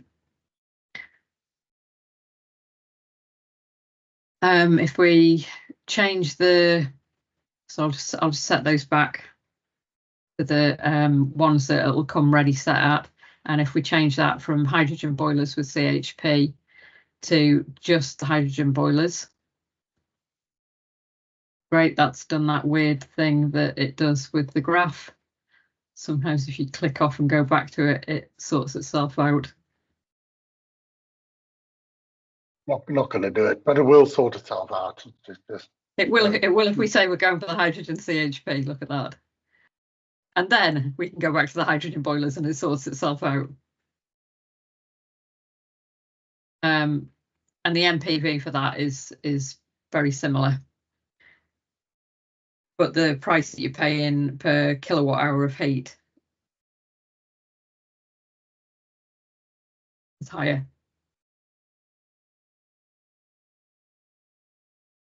Now, there's been talk of CHP in this. There are two things about hydrogen. Hydrogen's the only fuel you can use that realistically you can have steam with. So if you've got a steam site and you don't want to de-steam, hydrogen's the only model that's likely to work for you. The second one is it's the only one where you're likely to keep combined heat and power, either keep it or install it in the first place, because it will be green. Combined heat and power plant generates carbon most of the year round at the moment. If you use it very carefully, you can run it in a net zero format, but they won't persist. And if you want CHP and the financial benefits of CHP, we should be able to get it from the hydrogen. We're also not really caveated hydrogen. I mean, you may have your own opinion about what you think of the fossil fuel industry, which will be behind this fuel industry, and how much we can trust them to actually sequester the carbon properly. But we've assumed that they will do it because it's being scrutinized and it's part of the whole specification. The other thing with hydrogen is it won't be 100% clean. So it's the carbon the specification for hydrogen, the minimum spec is 20 grams per kilowatt hour. But where we've been looking at it, and it seems like 10 would be a more realistic figure. But you'll see that's why the hydrogen graph doesn't get you straight to net zero, because the hydrogen itself has some remnant carbon in it.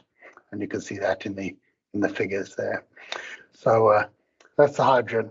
Has anybody played with the hydrogen model or want any questions or just got some general questions about it, we can look to handle.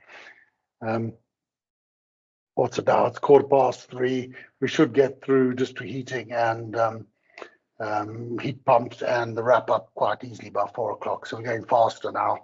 But if there are any questions, we can take them. It does feel from our end a bit deathly quiet. We're used to a more interactive thing. Go ahead, Becca. Well, yeah, just to say, if you, if you haven't got questions, but this has inspired you to look at your model and you subsequently have questions, please email them in.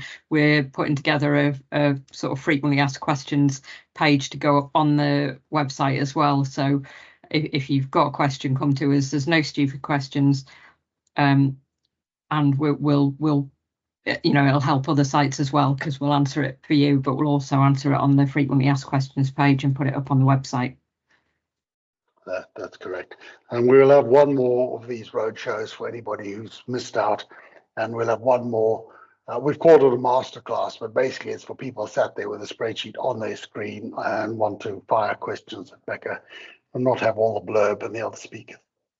So we'll have that as well. Oh, we've got a hand up. Oh, okay. Paul, do you want to fire away? It's Paul here, Becca. Yeah, my question is, did I understand that, or do I understand that if you get an update or some information from this Seraphy or Keraphy, you would then make us, or you rather send us an update of our models? Is that how I understood it? Or Yes. So at the moment, the geothermal model that is in the tool only applies to sites on the British Geological Survey. Yes. And when I'm just waiting for some more details of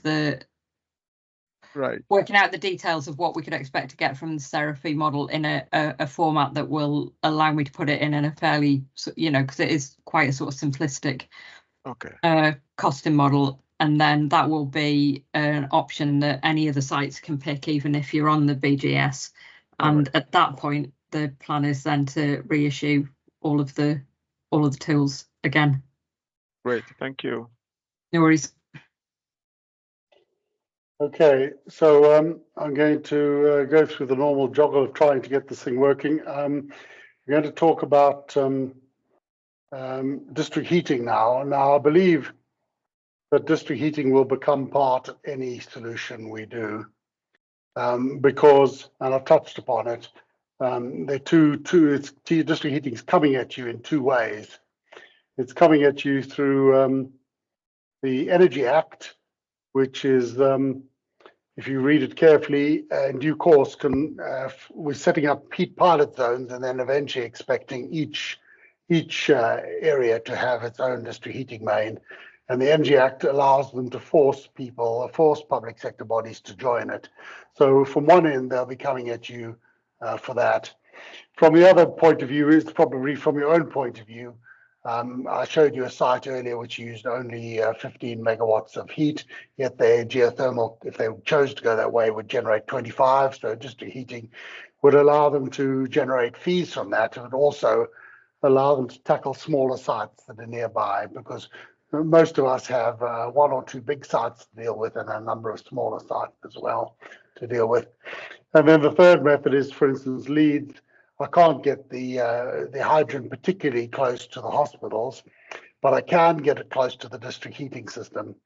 So in the case of Leeds and Rotherham and Sheffield, we probably can feed the district heating system with hydrogen or another clean form of heat, and then you join the district heating system and get the benefit for the fuel that way. So I think district heating is going to be a big thing for us. Now, this talk is given by a district heating developer. He's obviously keen to take your bucks and sell you a system, but he's doing one, and he's doing an installation near Rotherham. So it is interesting to hear. Plenty of other developers exist, but I thought it gives you an interesting view about how it works. Thank you, Mary, and good afternoon, everybody. My name is Jeremy Bungie. I'm a director and founder of an organization called One Energy. We're in the business of developing heat networks to decarbonize heat at scale. unlike some heat networks that you may be familiar with, which have been predominantly for new build developments, we're looking to do this at a city scale. And I'll talk in a moment about the project we're looking at Rotherham. For those who don't know much about district heating, if we wouldn't mind going to the next slide, Clive. What is district heating? It's put it simply, it's a series of pipes that distribute hot water around a community, town, city. It is actually fairly common. There's about 14,000 networks in the UK, although many of them are small communal networks, but it's much more common across Europe. So entire cities in Europe are on district heating networks. One example that I often use is Malmö in Sweden. They built a heat network back in the 1950s, and it was originally heated via a coal-fired power station. And over time, it's moved to oil and gas, and now is predominantly renewable heating. And I understand about 96% of all buildings across the city are connected to that network. So it demonstrates that heat networks and district heating is a scaled product and scaled solution, and we're looking to do the same thing in the UK. For those buildings connecting, they will avoid using gas boilers and replace it with a heat exchanger unit, heat interface unit. So this takes the heat from the network and puts it into the building. As I say, it's a fairly proven technology. Clive, if you wouldn't mind going to the next slide. Heat networks can take heat from many sources, and that's how Malmö, as I say, has managed to decarbonize over time. But over time, we have to move away from gas heating for all buildings across the UK. So all fossil fuel heating needs to be gone by 2050. If you don't put a heat network in, there are alternatives. So it could be an individual building level heat pump, or it could be hydrogen piped through the gas network, for example. Both of these, however, can and do feed into heat networks. So rather than a building level solution, the heat network can do it as a central point and take heat from these different sources and distribute it around a much wider area. The way we look at this is, as buildings move away from gas heating over the next 10 or 15 years, towns and cities need to make a decision. Are they going to be heat network cities, or are they going to be heat pump cities? The reason I say that is because the default position will be for buildings to move to a heat pump. Unless there is hydrogen in the gas network, the default position will be a heat pump solution. As we move down that route, as the more buildings connect to use a heat pump, the ability to roll out a heat network diminishes, because it's the demand, it's the ability to aggregate demand that makes a heat network possible. And let me just talk you through an example of a project we're doing in Rotherham, if you wouldn't mind, Clive. So this is an example of the project we're looking at in Rotherham. But before I do that, I'll just explain a little bit how this can work for the NHS. So a heat network does not need to be developed by an individual hospital or NHS trust. The hospital's demand, however, can act as a catalyst for a much wider heat network, and it's exactly what we're doing in Rotherham and other cities across the UK. There's a significant amount of grant funding available in the UK for rolling out of these heat networks, and by connecting to a much larger network, significant savings can be achieved. So what I'm saying is, actually, you don't need to do this yourself. There are organizations like ourselves that can develop wider heat networks to make it much more cost effective for you to decarbonize heat. So the Rotherham network, give you a flavour of that.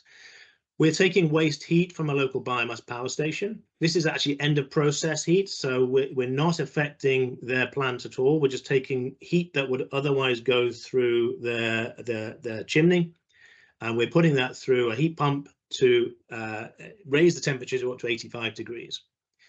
We're then distributing it to, initially phase one, it'll be 30 buildings, including the hospital. There's approximately 10 kilometers of heat network we're putting in the ground, and we've got buy-in from the council and all the major off-takers. We have received £25 million of grant funding from BEIS, or DESNZ as it is now, to build this network. It's £55 million in total for this phase 1, and One Energy is putting in the remainder of the capital. We believe heat networks are the most cost-effective way of decarbonising heat at a building level. The capital cost of connecting to the building, so there's a connection charge that is payable by customers, but it's 64% lower than the alternative individual building level heat pump.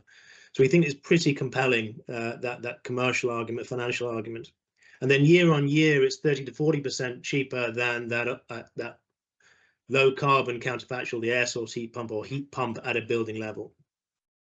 This network will deliver initially 75% carbon savings compared to a gas boiler system.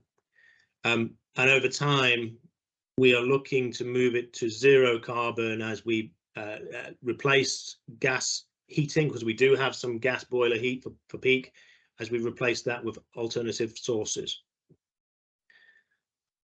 So Clive, we move on to the next slide. What we need to deliver a heat network is support from off-takers. If there is demand for heat, large demand for heat, and this is where the NHS and hospitals can come in, because often the demand at a hospital is significant, and as I say, can act as a catalyst for a much wider heat network. What we need, therefore, is access to some data. So your demand data, what is your current heating demand? Once we have that, we can look at opportunities to connect up other buildings in the wider area. Often universities, colleges, council buildings will be the starting point, and we can develop a heat network over many, many kilometers. So if you're 2, 3, 4, 5 kilometers outside of a town, that doesn't stop it being feasible for a heat network. What we would do is work with you to see if that's feasible. Taking your data, we'll even do building surveys to determine how compatible your buildings are with heat networks, and then we'll engage on a grant application to try and get funding to develop that network. Overall, we try to make it easy for all customers to connect and engage with a heat network. We do believe this approach, working with an organization like ourselves, will allow you to deliver decarbonized heat at scale and in the most cost-effective way, and avoid the need of having all the skills in-house to do it yourselves. Right. Okay, so that's district heating for you. We've covered this point. I've written to all the pilot city councils and asked who's interested in working with their local hospital. I will write to the hospitals themselves shortly. I mean, they've all been invited to these events, but I will write to the hospitals specifically and say, do you want to be part of that process? And I intend to try and broker communication between the parties as best I can in all these action zones or pilot zones. The advantage of being able to sell your heat or where to buy heat from it, dealing with your smaller sites and complying with the Energy Act should be really good. So I'm hoping that this is something that goes with most of the schemes we do. Becca, do you want to bring up the model? The map on the right here shows all the pilot zones, so you can see whether you're near one or not. It will cover eventually all areas, but the pilot zones are there, so you can see them. Yeah, Becca, are you ready to take over and do that model? Yeah.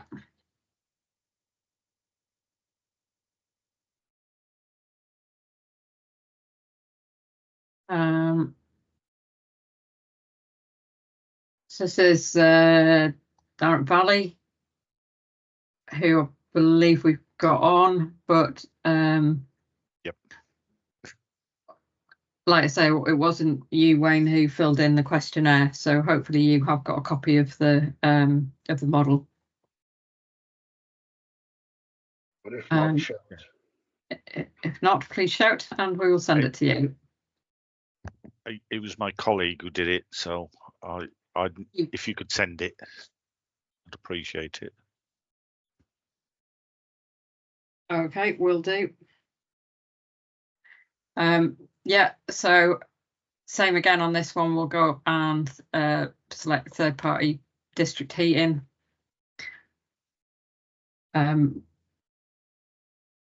With grant funding excluded.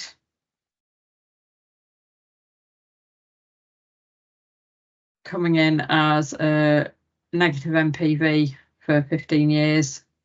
I'm guessing this is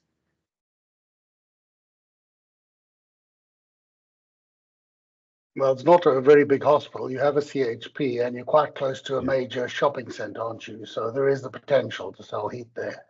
Yeah. And again, that's with the, you know, the setup as with the costs as you'd expect to see. You know, your base model there. So how have we modelled the cost there, Beck? Have we done it with the connection charge and the unit price model? Yes, so there's a district heating fixed charge of £100 per kilowatt capacity, which is typical.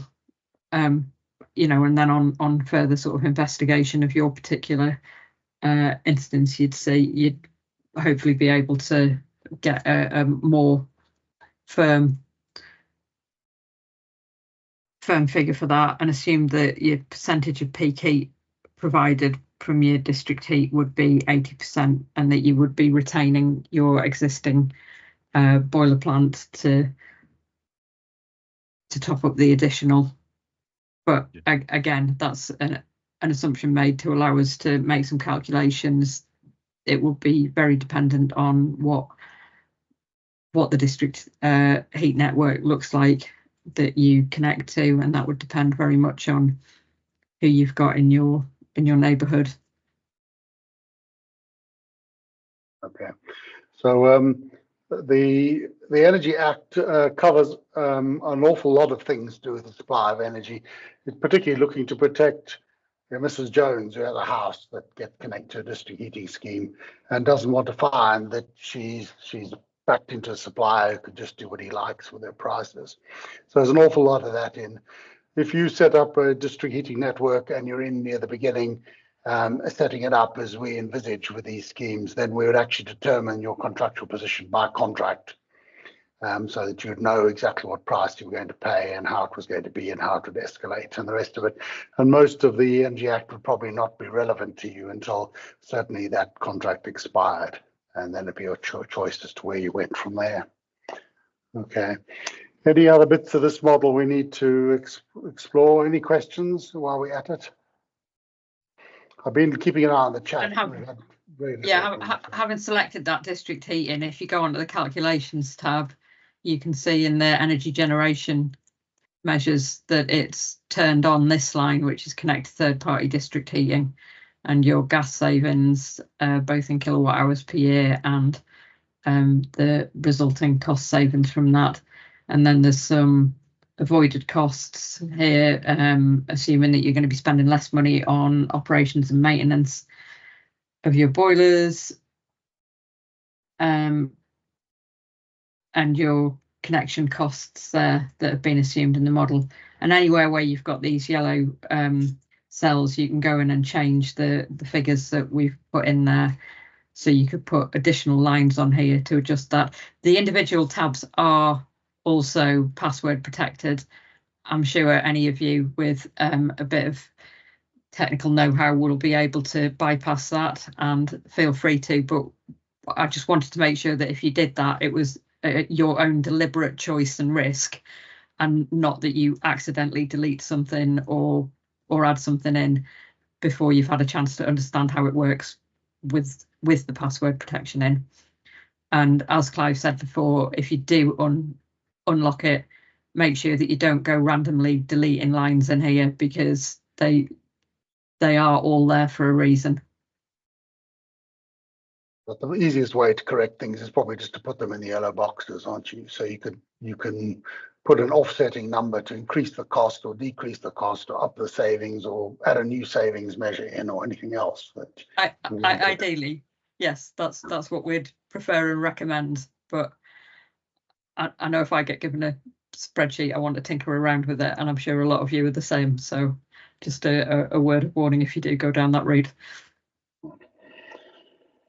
Okay, so I'm looking for any questions, hands up or anything. Otherwise, I'm going to dive on and go into the last major section before a few cleanup things, which is to do with the heat pumps. Okay, we're not going to try and teach you heat pumps because it's a well understood technology. And the NHS has a lot of them about, so it's possible to engage with the trust who's got it. What I've done instead is I've got a short talk here by Andy Yates, who's looked at optimizing heat pumps, and I thought that would be useful because he explained some aspects of it and how you get the costs down that are probably quite useful. Now, this is from a workshop at IHEM last year. We will have workshops at IHEM again this year. So it's not the ideal platform, but it was the only way I could easily catch the talk. So we put his slides in so you can see them. So that's why you can see them behind there on his screen, but they're also stuck in the corner. And the sound isn't as good as it could be. I know the sound on this whole session has not done me proud, but we'll do our best for you to be able to hear what's going on there. So, everybody's aware of what heat pumps are. I'm not going to drone on about heat pumps, but there's a couple of key things are that the technology is there. It's readily available. You can buy it from off the shelf in a number of different sizes.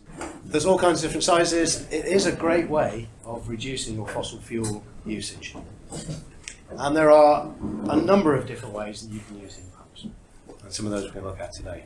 But the really, really important things we've got to answer today is how you integrate heat pumps into your current infrastructures, and what do we do about the inevitable cost increases that may bring, and how we deal with that. So here's a little excerpt which is actually from the NHS Net Zero building standard, which covers new buildings at the moment, but my guess is that they'll eventually roll that out to existing when they do that. But what it actually says is reduce how much heat you use first, utilization, distribute the heat around your sites in an efficient way, distribution piece, and then look at making your energy from a low carbon source. It's very tempting to sort of just take a boiler out and put some heat pumps in, which Mo is going to show how that actually works. But the simple answer with that is if you do that, you're going to end up making a lot of heat from electricity, which is going to have an impact on your operational costs. And that's really what the focus of today is how we manage that piece. But it's relative, it's not rocket science. Reduce how much heat you use, transfer it efficiently around your estates, and then make the energy efficiently. That's the message we're trying to give today. So when we're looking at a heat pump, this is traditionally what a heat pump is. So we take some boilers out, we put a heat pump in, but then we're talking about feeding existing plant rooms that need hot water at 80 degrees, 82 degrees. And heat pumps at those temperatures are not the most efficient. They'll do it, but it's not the right approach for the future. But there's a whole piece in there about how do you go from where you are today to where you want to be 5-10 years in the future. And how we're proposing we do that is we have what I call a tempering solution. It's a very posh phrase. All it means is if you're going to change air handling units today for new ones, size them to run at lower temperatures. Don't let consultants and construction companies install air handling units based on 80-degree hot water. Specify that must be 45 degrees. I'm making numbers up. We can help if you want specific numbers. But allow them to run at 80 in that interim period where you've got 6 plant rooms that I've made up there. You can't transfer them all in one go. How do you do it? Well, you do it one at a time, change that plant room over to enable it to use lower temperatures, so that when you've got them all changed over, you literally take your whole heat pump system and you drop it from 80 to 60. And I'll show you in a minute what impact that will have. And then obviously, really important bit in there is that everything you've got, get it into a good BMS so you can control it properly. Because nothing works properly unless it's all linked up and joined. So here's an example of what I just talked about. We've got an air source heat pump, which Mo will touch on a little bit more later on. We've got a water source heat pump, typically called a cascade system. It will give you water at 80 degrees, no problem at all. But you can see the power coming into both units. And what that's going to give us, for those of you who are not sure what SCOP is, basically it's a performance coefficient across the season. And in that example there, we've got a COP of 2, which means that every unit of electricity you put in, you're going to get 2 units of heat out. And again, I'll show you a graph of what that looks like in a minute. But where we really want to be is we want to be looking at utilizing heat in our plant rooms, I just talked about, what we call low-grade heat. So we're talking about that 45-ish heat temperature in terms of circulation. I know what you're all thinking. You're going to say, but my domestic hot water is 65 degrees. I can't use it 45 because of Legionella and all that stuff. So what we'll do in that scenario is we'll take the very small percentage these days that makes hot water. It's really about 10% of your site load will go to making domestic hot water. And we can upgrade that from 45 to 75 quite easily with much smaller heat pumps, much less electrical infrastructure. And in this example here, and again, sorry I'm picking on you, Mo, but Mo's going to show you how that works. But if we also use the air source heat pump to make our chilled water, all of a sudden we can be looking at COPs of 4. So for every 1 unit of heat we put, electricity we put in, we're getting 4 units of heat out now. And I'll show you in a minute why that's important. So this is why it's important. I did a really quick, very quick model. It's a typical hospital. You're buying gas at 5p, you're buying electricity at 20p, you're using 10 million kilowatt hours a year of heat. And even in that scenario, what I've shown here on the graph is the yellow line is basically the cost difference between using gas to heat your site and then using electricity to heat your site. So from that graph, very roughly, you can see the break-even point on that particular hospital is an SCOP of 3.5. So if you were saying to me, we're going to go down the heat pump COP2 route, well, you're going to be down here. You're going to be in that scenario, and these are all operational costs annually. So what I'm looking at there is the difference in cost between your gas and your electricity. So we've got to get the buildings in the right frame to utilize the heat correctly. We've got to get the BMS right to control where the heat goes. We've got to get the heat to those plant rooms efficiently, and then we've got to make it efficient. And if we do that, we're going to be in this part of the graph here, the COPs of 3.5 to 4.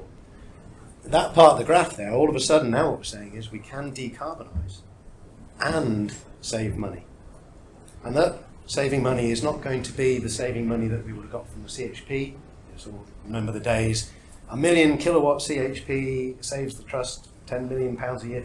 That doesn't exist anymore if you want to decarbonise your estates. There are other options from that, and Clive's been running some workshops on that over the last few days in terms of technology is coming out to use hydrogen for that kind of thing. But some of your sites won't have that access for many years. So it's about heat pumps are there, they're ready to go, but we've got to integrate them efficiently. Otherwise, the operational costs that you face are going to be prohibitive. Okay, so that was to try and help with heat pumps, and the crossover point, not surprisingly, is around about the spark gap. So that's where it's at, and that thing shows you how to do that. Okay, we'll look at the. There's obviously a lot of experience. We all understand the HV connection problems. We do have Eastbourne. I'm not sure whether Chris is still with us on the line, but Eastbourne have gone the route with the dual heat pumps, just as you've seen, and now they're looking to a shallower, medium depth geothermal system to bypass the first heat pump. So if you look at Andy's graph, he said, well, why don't you get your air handling units to handle 45-degree water temperature, and then you can go off just the first heat pump. Well, in the case of Eastbourne, that's their intention when they get their new hospital program hospital. It's the new hospital run off 45 degrees, and then it can run off the geothermal directly. So they'll start off with a cascade heat pump that gives you 80 degrees C. They'll slowly start transferring the site to work off 45 degrees C. And when they get the new hospital program development, then they'll run totally off that. So there is a route to get yourself there in stages. Okay. Do you want to bring up that model briefly and contrast the differences between it and the do minimum one there, Becca? So we've got here the Walton Centre, which is quite a small site. Just over 1 meg on thermal. And again, so going up to the scheme selection up in the left-hand corner of the summary report tab. As it comes with no selection. And moving, if we make the heat pump selection, what we can see is this brings the blue line and makes it drop down in the next couple of years when the heat pumps are installed, rather than waiting until 2032 and going with this then. Now, the reason this is dropping down so steeply at the moment is I suspect that this site has the majority of its energy use is electric rather than gas. So it's reducing in line with predicted grid decarbonisation anyway. And then the heat pumps just takes that little bit that's running off gas at the moment and takes it off, takes the carbon off that earlier. And if we scroll down, we can see the NPV that's giving us compared to the putting the heat pumps in 2032. So obviously there is a cost that you're experiencing a few years earlier because you're putting the heat pumps in, which is why it's negative. Anything else you'd like to say on the heat pump option? Any questions? We had one or two on the call who were interested in heat pumps. So are there any particular you can see the benefit there of including the solar PV. So we're sort of we're adding about 300,000 onto the NPV by adding the solar PV and using some of the energy off that to drive the heat pumps.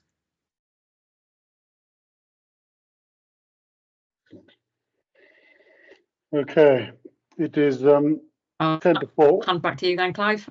Yeah, it's 10 to 4. Everybody's exhausted. We've learned a few things about how to run teams. I'm going to go off and practice videos a bit better.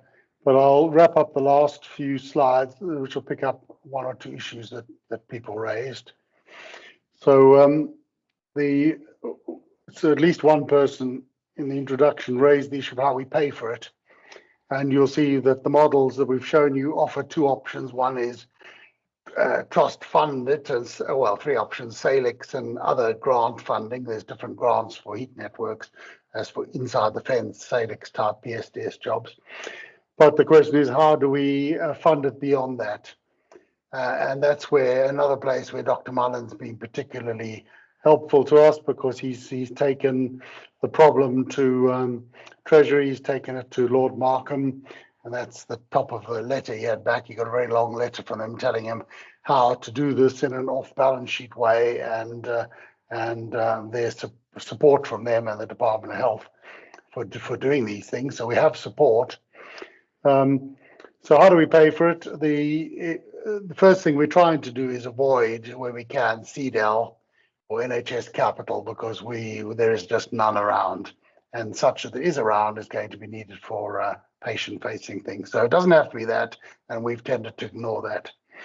But some of the models may be revenue neutral or better. If you've got a positive NPV, then you're going to generate enough savings or income through the model that you can pay back funding. So as soon as you see a positive NPV, then the project is possible to do. It doesn't mean it might be easy to do, but it is certainly possible to do. Then we've got the SALIX grants coming up, and this year it's not the trigger who could get it in 10 seconds thing. It's the best quality of project. So we need to be looking at projects that do more in terms of carbon saving. And you've seen in Becker's graph, doing little things on site give a little kink in the graph, but if you want to really knock carbon off, you need to be talking about bigger projects like these. And then once we're talking district heating or the like, and geothermal, then certain grants apply. But I've gone to a UK investment bank and I've asked them for money. Dr. Mullen helped me with that. I told them I needed 2.2 billion for the NHS geothermal. They've come back and said they're prepared to support 2.5 billion, but I've got to get some match funding in there. And I've gone out with some help from David Mackey, who's going to give you the talk on finance. I haven't scheduled it, but I will do. And he's found match funding. So we'll have several options. It's whatever grants we can get together. It'll be UKIB funding, and this will be done in a way, and contractor funding. So you heard One Energy say that they put 35 million into project. So contractors can often put funding in as well, but the question is what's the cheapest? And generally the funding that we'll get to UKIB is likely to be the cheapest funding. So that's how we're looking to fund it.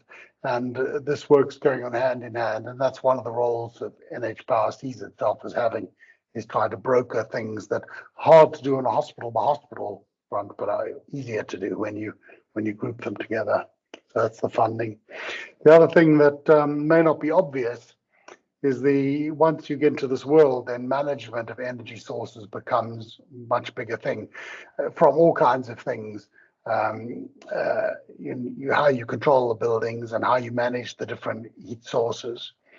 Because you may have water coming at 45-degree water, you may have water bumped up to 80-degree water, you may still have some gas and alternative fuels on site. You need to deal with, if you have geothermal, it's not going to be sized at peak loads, so you need some storage, and you need definitely standby plant. All that needs managing, and we're expecting that hospitals are going to benefit if they have access to a way of doing that. What I certainly know they'll benefit on is probably VAT treatment, because a managed energy source, and we really are talking a managed energy source here, is probably VAT reclaimable. The other one is the resource to net zero, because obviously if you're going to embark upon a project like that, it's going to involve some of your time. But we're prepared to try and help with the common needs, funding, procurements, information sharing, bringing parties in, common documentation and the like. Apart from that, you'll need your own resources to an extent, and I can point you in various directions for help with that. Remember the guy from One Energy's words, you don't need to do all this yourself, we can get help. And of course, the NHPower sponsors, the people who've all given us pro bono time, are probably all desperately keen to help you with your project, just with the normal caveats about how you choose and procure people. Apply. I think we're nearly through everything today. Yes, you've got the opportunity to join the next geothermal procurement. I only want to take 10 out, so the spots are limited, and there are one or two that have asked for priority in that. So if you're interested in the geothermal procurement, you better let me know. I'm trying to work with Dr. Mullen to see whether he can continue to support us or put us onto his crossbench support. And I'm also trying to see whether I can procure things like solar energy, wind energy in bulk and get that into trust. The recent efforts by Cabinet Office to make us all buy energy together have caused a complexity, but I've got a call with Cabinet Office next week, and I'll try and work my way past that so that we can help the solar industry give us solar electricity at good prices, because obviously solar electricity is not tied to the gas or oil price or wars or anything else. It's just a contractual arrangement. Once the plant exists, it's got a fixed price like geothermal has. So it's obviously beneficial not only for carbon purposes, but also for financial purposes. And then I'm going to continue working with the hydrogen providers to see if I can get us hydrogen onto the sites. So that's about done us for our 4 o'clock. I don't think there's anything else. No, it's about done us. So thank you for being with us. We haven't tried a long one like before, a roadshow. I'll do some practice on how I'll make the videos work better. Thank you for staying with us. Thank you for the applause there. It's been a bit difficult for Becca and I sat sort of in silence, hoping that we can see you and somebody puts their hands up or starts to scuffle and we know they're not happy and we can do something about it. But thank you for being with us. Becca, do you want to say a farewell or anything to everybody before we go away? Yeah, thanks very much everyone for coming along, and yeah, just repeat, if you haven't filled in the questionnaire, get one filled in and we'll get you a tool out. And any questions that come to you after this, drop us an email and let us know. Okay, I hope it's been helpful. And as I say, there's one more Teams one. I hope it'll be a little smoother than this, and one more masterclass where you can actually burrow into the spreadsheet with Becca to come. Otherwise, I'll see you on the site visits or future updates.